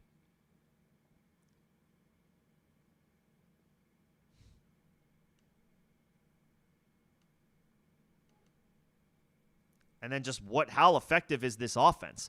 His ADP is 110. It's not breaking the bank. You don't have to go up very far to get Zeke. I just don't know what he has left. I'm not going to put him as a red, but I am putting him as that yellow, orange color, whatever you want, where I'm proceeding with more caution than optimism. Some guys you're cautiously optimistic on. Other guys you are choosing caution over optimism. Obviously, there's a difference. With Zeke, it's the latter. If he falls to pick 120, great. Maybe then I kick the tires. Hopefully he can fall into the end zone 7 or 8 times this year. I just don't know what he has left.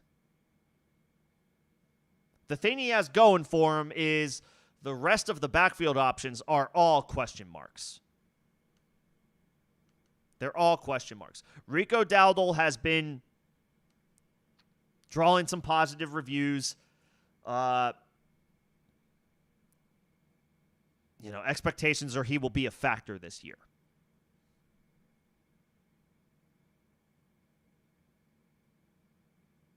He was decent last year. He averaged over 4 yards a carry in a limited opportunities behind Tony Pollard.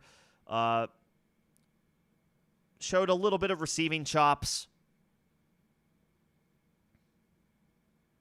I think, he's going to be a part of a committee with Zeke. The Cowboys are familiar with Zeke. They're comfortable with Zeke. I want to put Rico Dowdle in the green shade, but everything is so what will this backfield split be? Will Rico get RB1 opportunities right away? Or will it be Zeke? Will Rico have to wait his turn?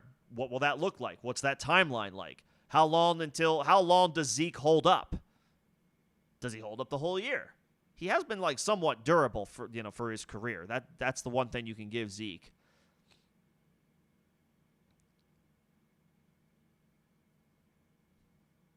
Does he hold off Rico Dowdle? Are either of them effective behind what's expected to be a less than stellar Cowboys offensive line? There's a lot of question marks here.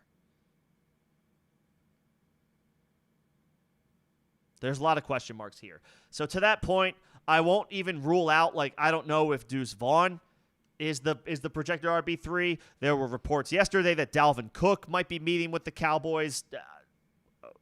I can tell you, I don't know what Zeke has left in the tank, but I feel pretty confident when I tell you Dalvin Cook doesn't have much, if anything, left in the tank. I guess he could get in there and get involved, and then it becomes even worse of a situation. So with the Cowboys backfield, where it used to be one, as recently as last year, it was one you wanted. It was a piece of the pie that you wanted. You wanted to target the guys in the Cowboys backfield.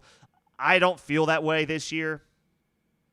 Zeke's a year older with even more mileage on him, behind a subpar offensive line, maybe in a committee with Rico Dowdle. I think Royce Freeman is still on the roster. Deuce Vaughn has looked decent in limited opportunities. Does he get an opportunity here and there? Does he get 5 to 7 touches a game?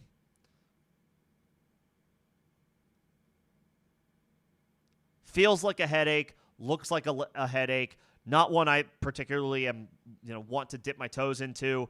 I will let my league mates draft the Cowboys running backs this year. If one of them pops, so be it. I will look elsewhere for my depth backfield options.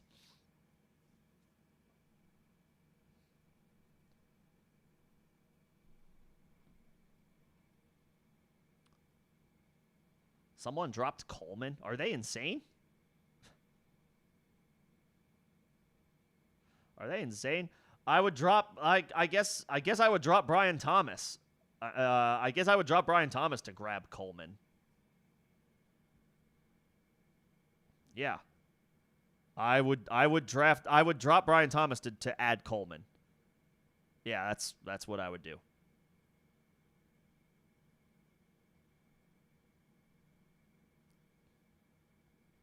That's what I would do.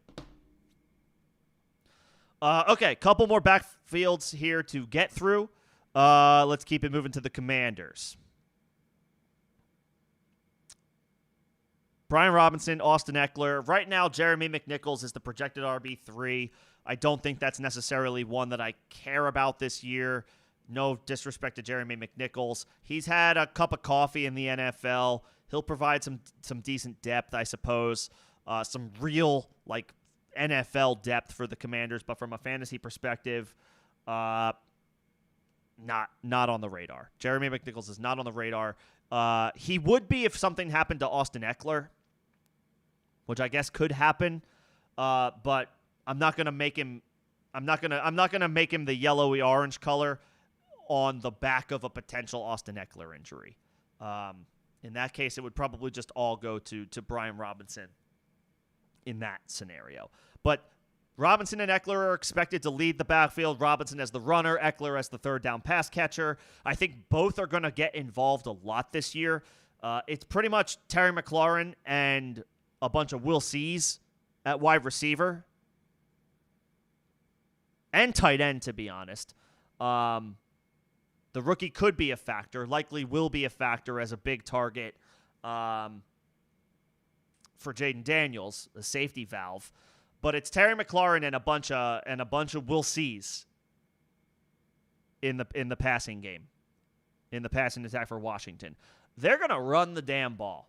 They are going to run. They're going to run with Brian Robinson. They're going to do design runs with Jaden Daniels. They'll do short, quick throws with Austin Eckler, and Eckler can obviously he can take handoffs as well. I'm sure he appreciates that Brian Robinson will take the majority of those. He had asked the Chargers for years to find somebody to take more carries to keep to lessen his workload.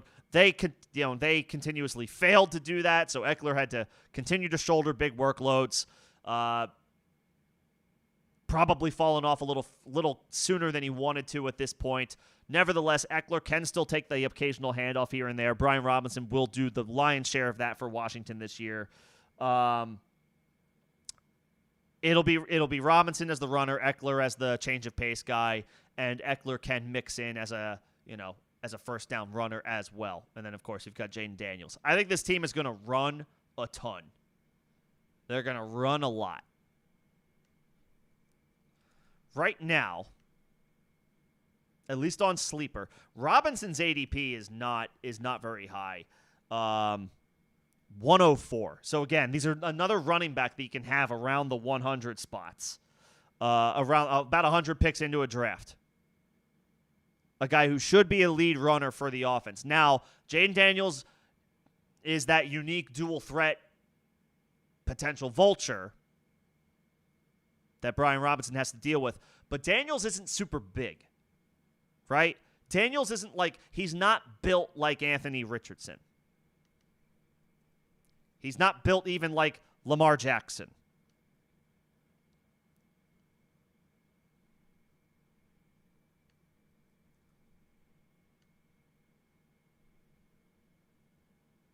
Actually, I misspoke. He's not built like Anthony Richardson. He actually kind of is built like Lamar Jackson. But that's still relevant because when you go to the goal line, when the Ravens get to the goal line, when they get to the red zone, generally speaking, they don't do design runs with Lamar Jackson. They hand the ball off, which is why Derrick Henry is still viable. I would think a similar scenario plays out where Brian Robinson doesn't get usurped that much, at least at the goal line in the red zone, by Jaden Daniels. Maybe if they're 20 yards out. But if they are on the goal line, Brian Robinson's going to get that ball. Brian Robinson's going to get the ball. And again, it should be a much better offense than anything Washington has trotted out in the past few years. Jaden Daniels is electric. The hype is real. We were talking about the Bears a little bit earlier and how Caleb Williams is elevating expectations in Chicago. Jaden Daniels is doing the same thing in Washington. Expect this offense to be in scoring position more frequently than they have been in the past couple of years. Eckler's got an ADP of 95 on Sleeper. It's cheaper. He's cheaper on Underdog, so he's a little bit more preferred on Underdog. Brian Robinson's got an ADP on Sleeper 10 picks lower than that, around 103, 104. I'm in at that spot. Again, I'm not expecting Brian Robinson to be an RB1. Not expecting that. But he was a low-end RB2 on the season last year. But he's being drafted like a low-end RB3 when he's probably not going to miss out on goal line opportunities, if that's a concern that people have. I'm in on Brian Robinson. As for Eckler, I like him on Underdog more than Sleeper because he's cheaper on Underdog. Sleeper, his ADP is like around 95. So if he's going ahead of Brian Robinson on Yahoo, on ESPN, wherever you're conducting your draft, if Eckler is going 10 spots ahead of Robinson, then I'm in on Robinson and I'm less in on Eckler. I won't say I'm like totally out, but I would be treading with a little bit more caution, especially considering like straight up Eckler was a little worse, not just in total fantasy points last year, but points per game than Brian Robinson was. Eckler missed 4 games, Robinson missed 2. So Eckler lost 2 games, or Robinson had 2 games on Eckler from an injury perspective, but he outscored him by 20 points as well. Robinson did. So it's not like a guarantee that just because Eckler missed 2 more games that he would have matched Robinson's output. Now they're in the same backfield, and Robinson is expected to be the main guy. Eckler is the valuable pass catcher, but Robinson should be the primary, runner and goal line guy, which to me, that's like, where are the touchdowns? Where are the touchdowns coming from? And if I don't believe that Jaden Daniels is going to be a huge goal line vulture, then I want the guy who's going to be in goal line packages. That's probably going to be Robinson.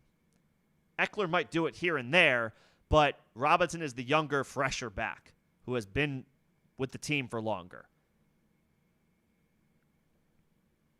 So I'm in on Brian Robinson, especially if he's cheaper than Eckler, depending on where you draft. If Eckler is drafted behind Brian Robinson, then I'm in on both of them. But if Eckler is drafted ahead of Brian Robinson, I am more wanting, I'm not out on him completely, but I would prefer that he falls a little bit instead of just taking him outright at his ADP.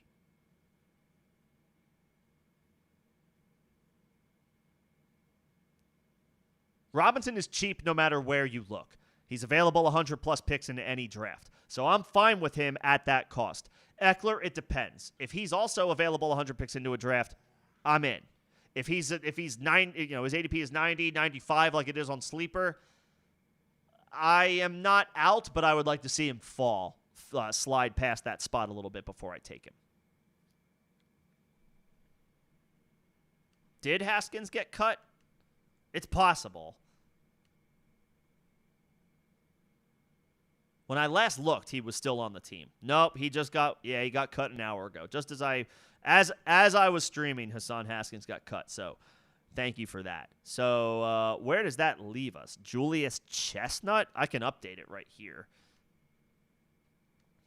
Is that who is it? Julius Chestnut now? And they could still bring somebody else in. Thanks for catching that. That happened while I was online here. They waived him. Okay, yeah. So Julius Chestnut is the new dude. We'll get to the Titans here in a bit. Good looking out. The Panthers. Three more backfields to talk shop here. Chuba Hubbard's expected to start the season as the lead back. Jonathan Brooks was put on the PUP list. I left him on here, just like I left Nick Chubb on for the Browns, even though he was placed on the PUP list. My thoughts on Jonathan Brooks are different from that of Nick Chubb. And then Miles Sanders right now is the projected RB2. He slides back to the RB3, assuming Brooks is able to return at some point this season, which sounds like is the case. Things could change in a hurry. He's a young running back on a what is likely going to be not a good team.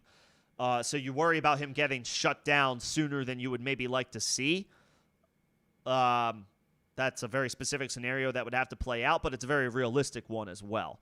So tread lightly with Jonathan Brooks, but I'll get to him in a second. Chuba will be the lead back for the first 4 games of the season. On a Panthers offense that is very much like it was terrible last year. There's nowhere to go but up. But even going up a little bit is still pretty bad. That's how bad the Panthers were last year. The new head coach, well-regarded, strong offenses from Tampa Bay, hopefully is able to translate that to some level of decent production with Carolina. We'll see if that changes things, turns things around. Bryce Young, season to forget his rookie year. Let's see if the new system, the new offense, a little bit more favorable, maybe a little bit more friendly, something that's a little bit more easier for him to dissect. Hopefully. The reports are that Bryce Young has looked pretty good. He's looked better this offseason. He's looked sharp. But, I mean, you hear those reports from about a lot of people. Not trying to belittle anybody, but, like, you hear best shape of your life and looks great, looks sharp, and like all the time. So we'll see. Bryce has to do it on the field on Sundays. But the reports have been good.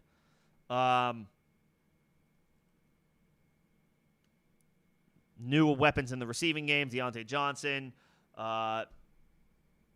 Xavier Leggett is the rookie.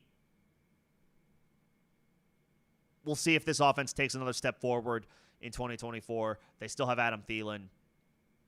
Maybe this helps sustaining drives and all that stuff, therefore making everybody else valuable. Hubbard gets first crack. And with an ADP of 130, he's essentially free. He's a starting running back who is free for at least the first 4 games of the season. You barely have to spend a whole lot of draft capital to get him. He probably won't start for you, but he has a chance. He has as good a chance as anybody in that backfield to get off to a good start.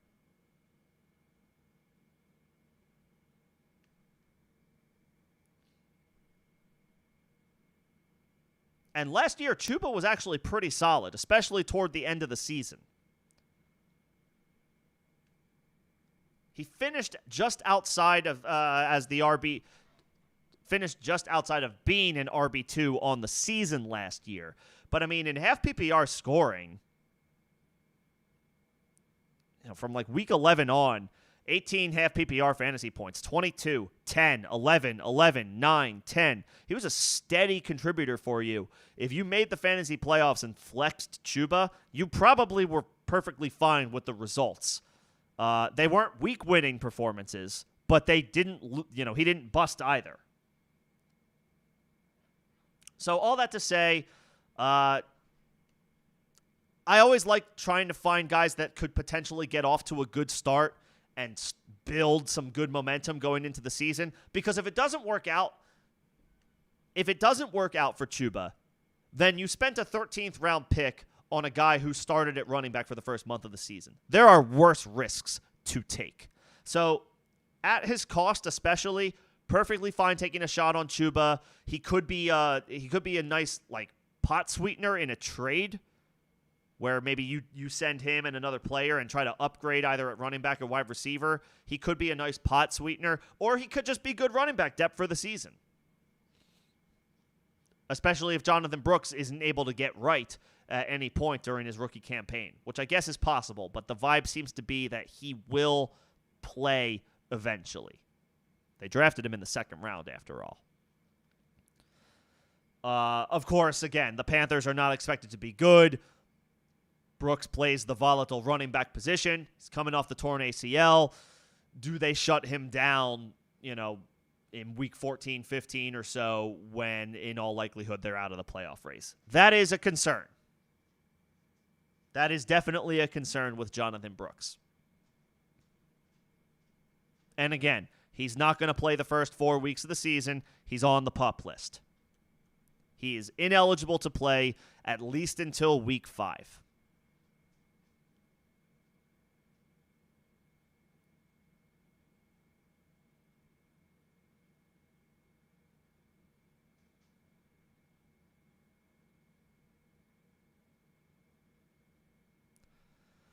it's certainly dicey, right? I think he tore his ACL in November, so it was on the later side. It was a clean break, so to speak. There wasn't like an additional damage. He didn't tear the MCL. He didn't tear the LCL. It was a clean break. So there's reason for optimism that he will be available at some point in the season. Could be like week 6, week 7, week 8. And he'll probably get eased back in those first couple of weeks. But they drafted him in the second round. The Panthers did. Brooks was the first running back off the board this year. They clearly believed he was the best. Even with the torn ACL, they clearly believed he was the best prospect at the position this year.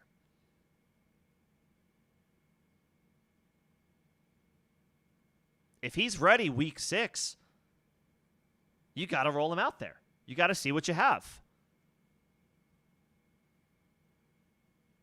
We know how the running back position is. You don't wait on the running back position. You throw it out there as soon as you can, for better or worse. They need to see what they have in Brooks. The threat remains that he may get shut down late in the season when the Panthers are out of the playoffs, which is in all likelihood what's going to happen at some point. But the chance remains for Brooks to get in there in the meat of the season, say week 7, 8, 9, 10, 11, 12, in that range, where it's possible he plays and takes over as the lead back for Carolina. He's going to have RB2 potential as a guy that you can draft 90 picks into a draft. He's a more talented prospect than Chuba Hubbard. The Miles Sanders experiment has gone horrendously for Carolina at this point. The vision is clear. It's that Jonathan Brooks is their running back of the future. But you got to see what he can do first. And if he's healthy, again, a clean ACL is an easier injury to come back from, say, as if he, tore his LCL, MCL, all that. That's not the case. It was just the ACL. But it was a clean break. Those are easier injuries to come back from, especially when you're younger, which he is. He's a 21-year-old running back. 90 picks into a draft. This might be a situation where I do also want to grab Chuba Hubbard, but I'm willing to bank on the optimism and the upside of Jonathan Brooks, even if it is for just like a 6-week stretch from, say, weeks 7 to 12 or weeks 7 to 13.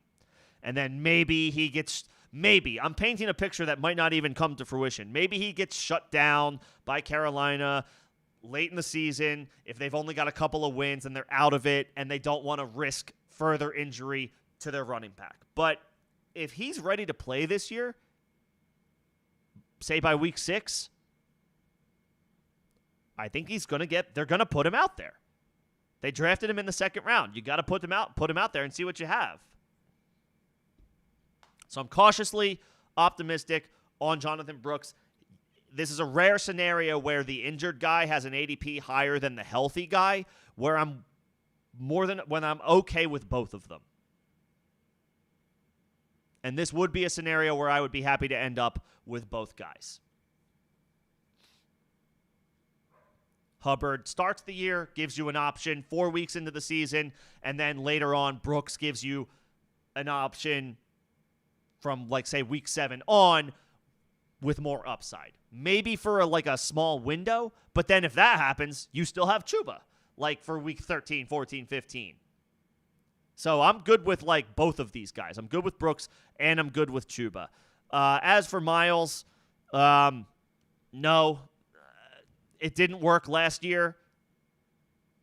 Carolina seems to already have moved on, even though he's still on the roster. They drafted Brooks high.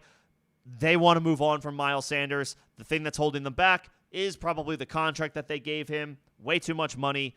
That blew up in their face. I can't imagine they go back to that well unless they absolutely have to. So even though Miles Sanders is off the fantasy radar this year, I'm not suggesting to like buy him at his lowest point. Every indication is that Carolina just wants to move on. So I'm not going down that path. The Steelers. This is a fun one, right? Najee Harris, Jaylen Warren. Full-blown committee in all likelihood. I think Najee's got an ADP around like 80 or 85. Warren's ADP has fallen a little bit because he suffered a hamstring injury that initially put his week 1 status in doubt, but then he later claimed that he will be fine and he is going to be ready to go for week 1. Nevertheless, a hamstring injury is a hamstring injury. It is cause for concern even if it's a little mild. These soft tissue injuries, man, they're dicey. On Sleeper, Najee Harris's ADP is all the way up to 70. So he's like a late 6th, early 7th round pick. Jaylen Warren's ADP is around 93, 94. So he's like a late 8th, early 9th round pick.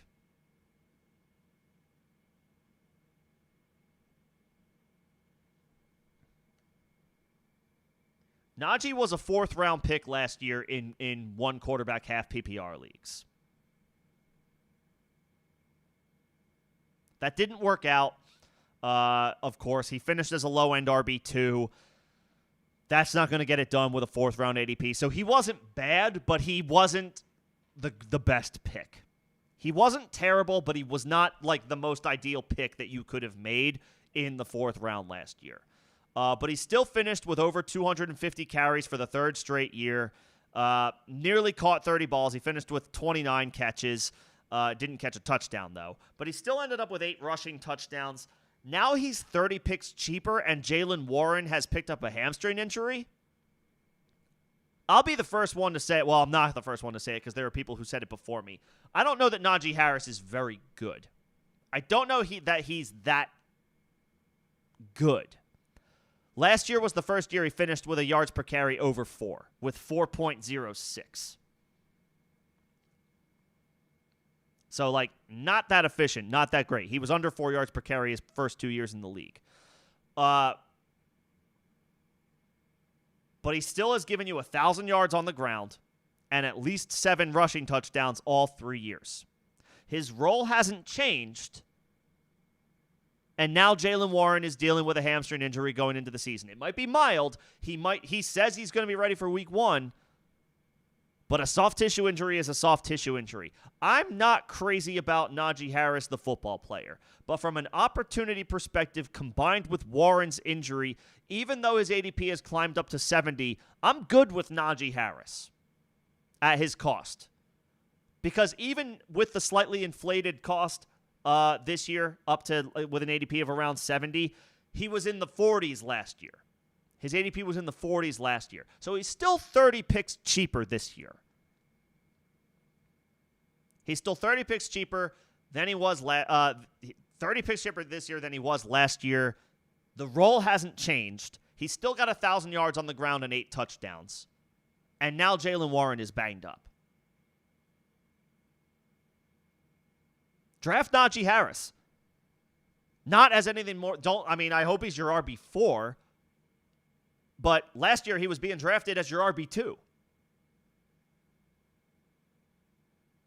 The last piece of this puzzle is Arthur Smith will make this an infuriating situation because Arthur Smith makes everything an infuriating situation. He's the offensive coordinator for Pittsburgh, in case you maybe missed that detail.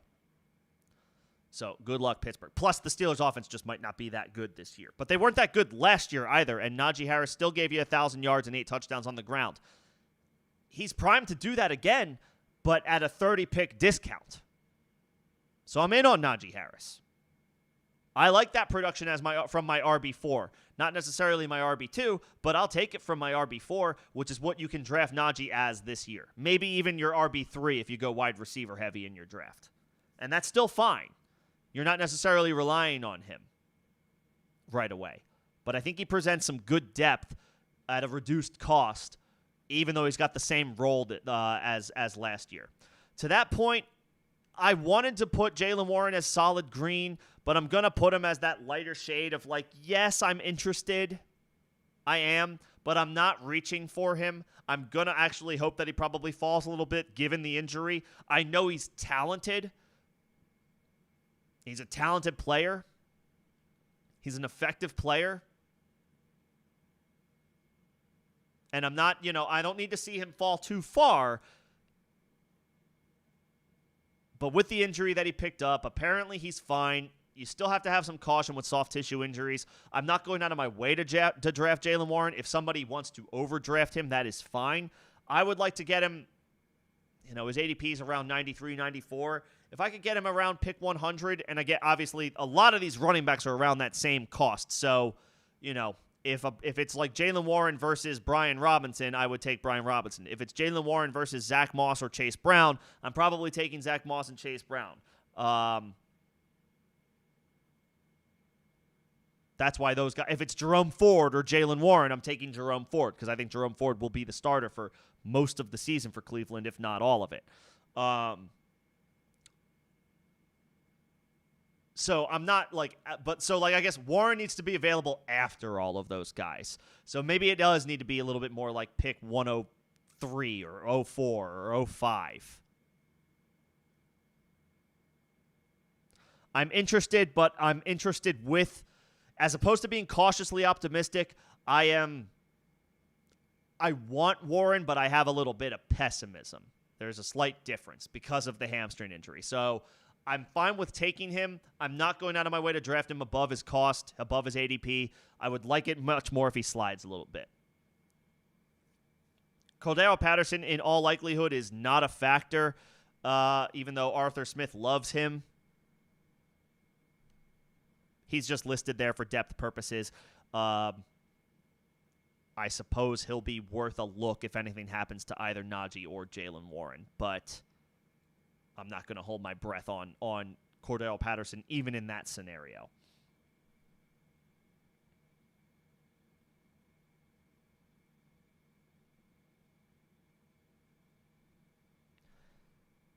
In half PPR, if those names are available at the third pick, I'm taking CeeDee Lamb.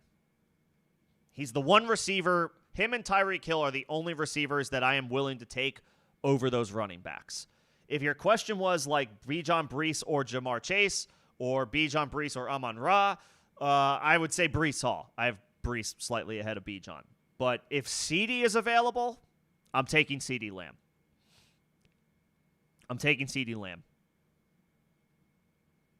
Yeah. Give me the stud wide out. I'm a little worried about him, like to start the year off potentially slow because he's been out of camp. He hasn't been there. He hasn't been getting the reps with the offense. I know he's been catching the ball from Dak Prescott for a long time, but there's still timing and all that stuff that needs to get down, needs to get on the same page the offense does going into the season. So they haven't had a chance to do that. But CeeDee is too talented for me to. I can't nitpick when it comes to CeeDee. If you're worried about potential drawbacks as a result of the contract negotiations lasting this long, I can understand wanting to go Breece, but CeeDee is just too talented. He's too good. I think I need to go back to the well and draft CeeDee Lamb third overall.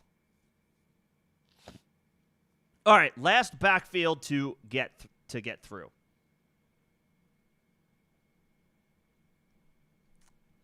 Hopefully this has been a helpful discussion for you guys, whether you agree or disagree with the takes. Hopefully it sheds some light on what could potentially take place and what you could potentially approach in your draft if it hasn't happened yet, or maybe waiver options if it has happened. Hopefully this has been helpful. Last but not least, the Tennessee Titans. They signed Tony Pollard. Derrick Henry moves on to Baltimore. They still have Tajay Spears, who flashed a ton of talent last year. And now, I guess, Julius Chestnut is the team's RB3. Not on the fantasy radar. Not in 12-team leagues. Not in 14-team leagues. If anything happens to Pollard or Spears, Chestnut maybe gets a look. But this is an offense that's going to throw the ball to Calvin Ridley, to DeAndre Hopkins when he's 100% healthy, to Tyler Boyd, maybe to Treylon Burks. Pollard and Spears are the guys in this backfield. I'm not Julius Chestnut's not a target right now in 10 or even 12-team leagues, probably not even 14-team leagues. These guys are certainly interesting, though. Pollard comes in after, he was the bell cow for the Cowboys last year, and it didn't quite go as planned. He was not super efficient. The touchdown total fell off. The efficiency total fell off big time. So Dallas moved on. Pollard signs with Tennessee. He's got an ADP of about 78 and a half on Sleeper, which is kind of high, whereas Tajay Spears has an ADP of 108. It's similar on Underdog. Pollard is cheaper. He's got a lower ADP than 80 on Underdog, but I do believe he's still getting drafted ahead of Tajay Spears. I'm going to keep this simple.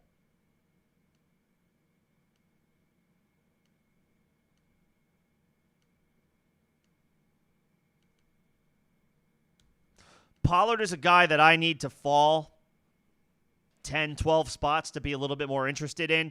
Let's see if he can rediscover some of his efficiency from years past prior to last year. But this is probably going to be a Titans offense that is not as good as any of the offenses he was a part of in Dallas. So, can he didn't come through last year. Can he come through this year with probably a worse overall supporting cast around him?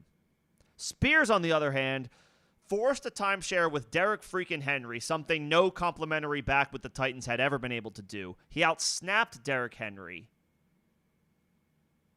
and had one of the best yards per touch number in the league last year, obviously in a limited role, in a timeshare role. Tajay Spears made plays, made things happen, and put some good things on tape. I have every reason to believe that the Titans want to increase his role this year, even with the addition of Pollard. Spears is electric. He showed a lot last year from a playmaking perspective. The fantasy production wasn't always there because Derrick Henry, I don't think, missed any games. So Spears never truly had the opportunity to have the backfield to himself. He might not again this year, but Pollard at his best is not on the same level as Derrick Henry. So expect Spears' snap count to go up. Expect his usage to go up. The weapons in the passing game are better than they were last year, and now Will Levis has a year of seasoning under his belt. So this might be an okay, not great Titans offense, but they should be better than they were last year, and Spears was pretty good in that less than stellar offense. They should be better. I'm very excited to see what Tajay Spears can do, and with an ADP around 110, I am hammering that. I'm happy to take him 7-8 spots higher than that. I like Tajay Spears quite a bit.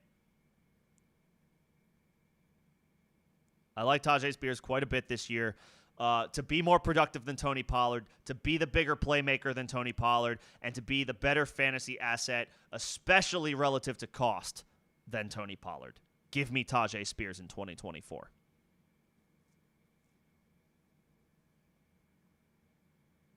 I think that does it. So I identified some backfields that are kind of murky. The names in green are the guys that I'm in on. The guys in yellow are the guys in like the lighter shade of green. I could still see myself drafting, but I'm not as bullish about them at their cost. The guys in yellow, I could see drafting, but I want them to fade a little bit. I want them to be cheaper than their ADP projects them to go, where the ADP projects them to go. I want them to be a little cheaper. Red, it's only the projected RB3s, some of them. These are the guys that I don't think are fantasy relevant, or in Nick Chubb's case, I'm just not confident in a return from what happened last year.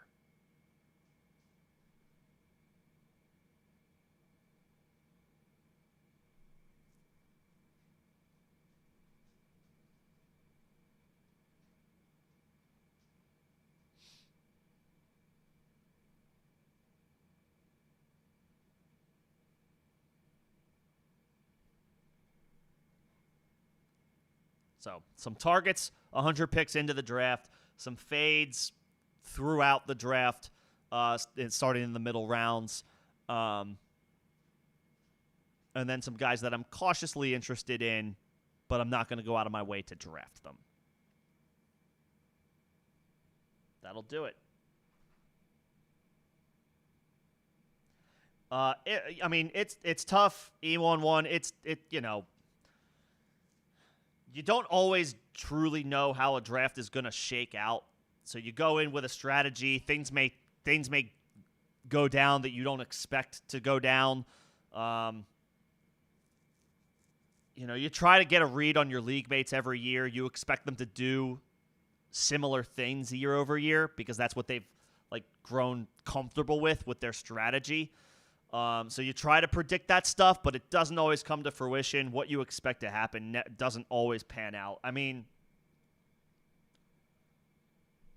Those are some good options at running back to have as far as a zero RB approach.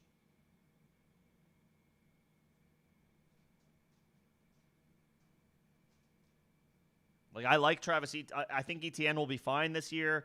Najee Harris, as your RB2 in a zero RB situation, that just means that your wide receivers are the things that carry you. That just means your wide receivers need to be the horses that carry you through the season. And then your running backs are kind of filling in the gaps with 10, 12-point performances.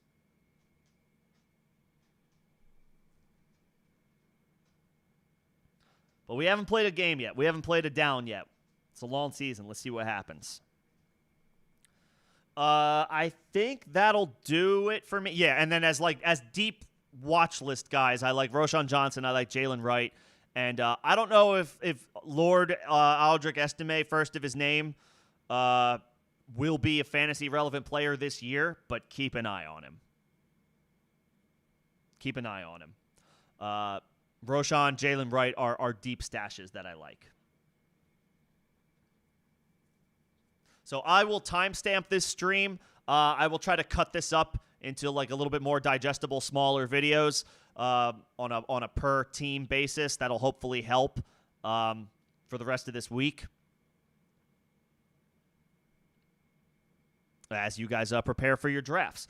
You can ask any questions in the Discord. Second link in the description of this live stream. It's free to join. Members at the starter level would get priority access to other channels where I'm a little bit more active in. But you can bring questions over there. You can start a dialogue with the community over there. Or if you just want to ask me, you can ask a question in the form of a comment on this stream or any recent video on the channel ahead of your draft. But I think that will do it for me tonight.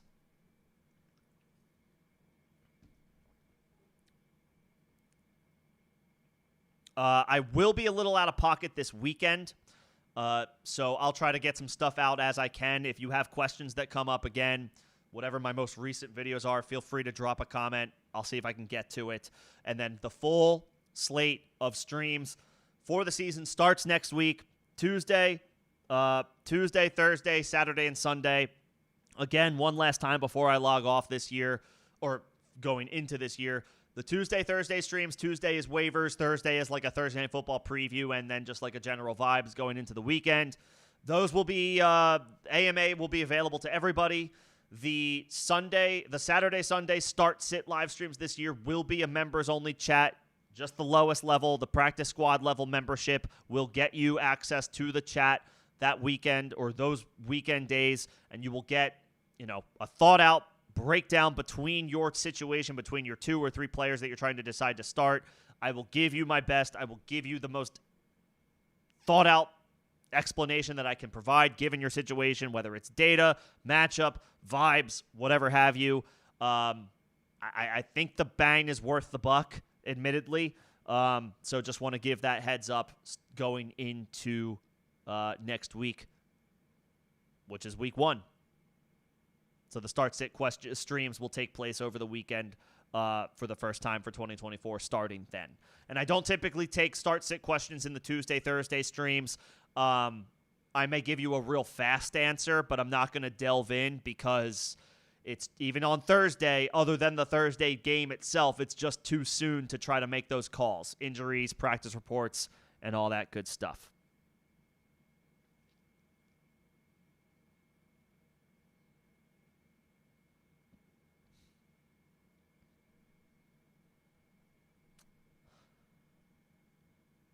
with that said, I think that's all for tonight.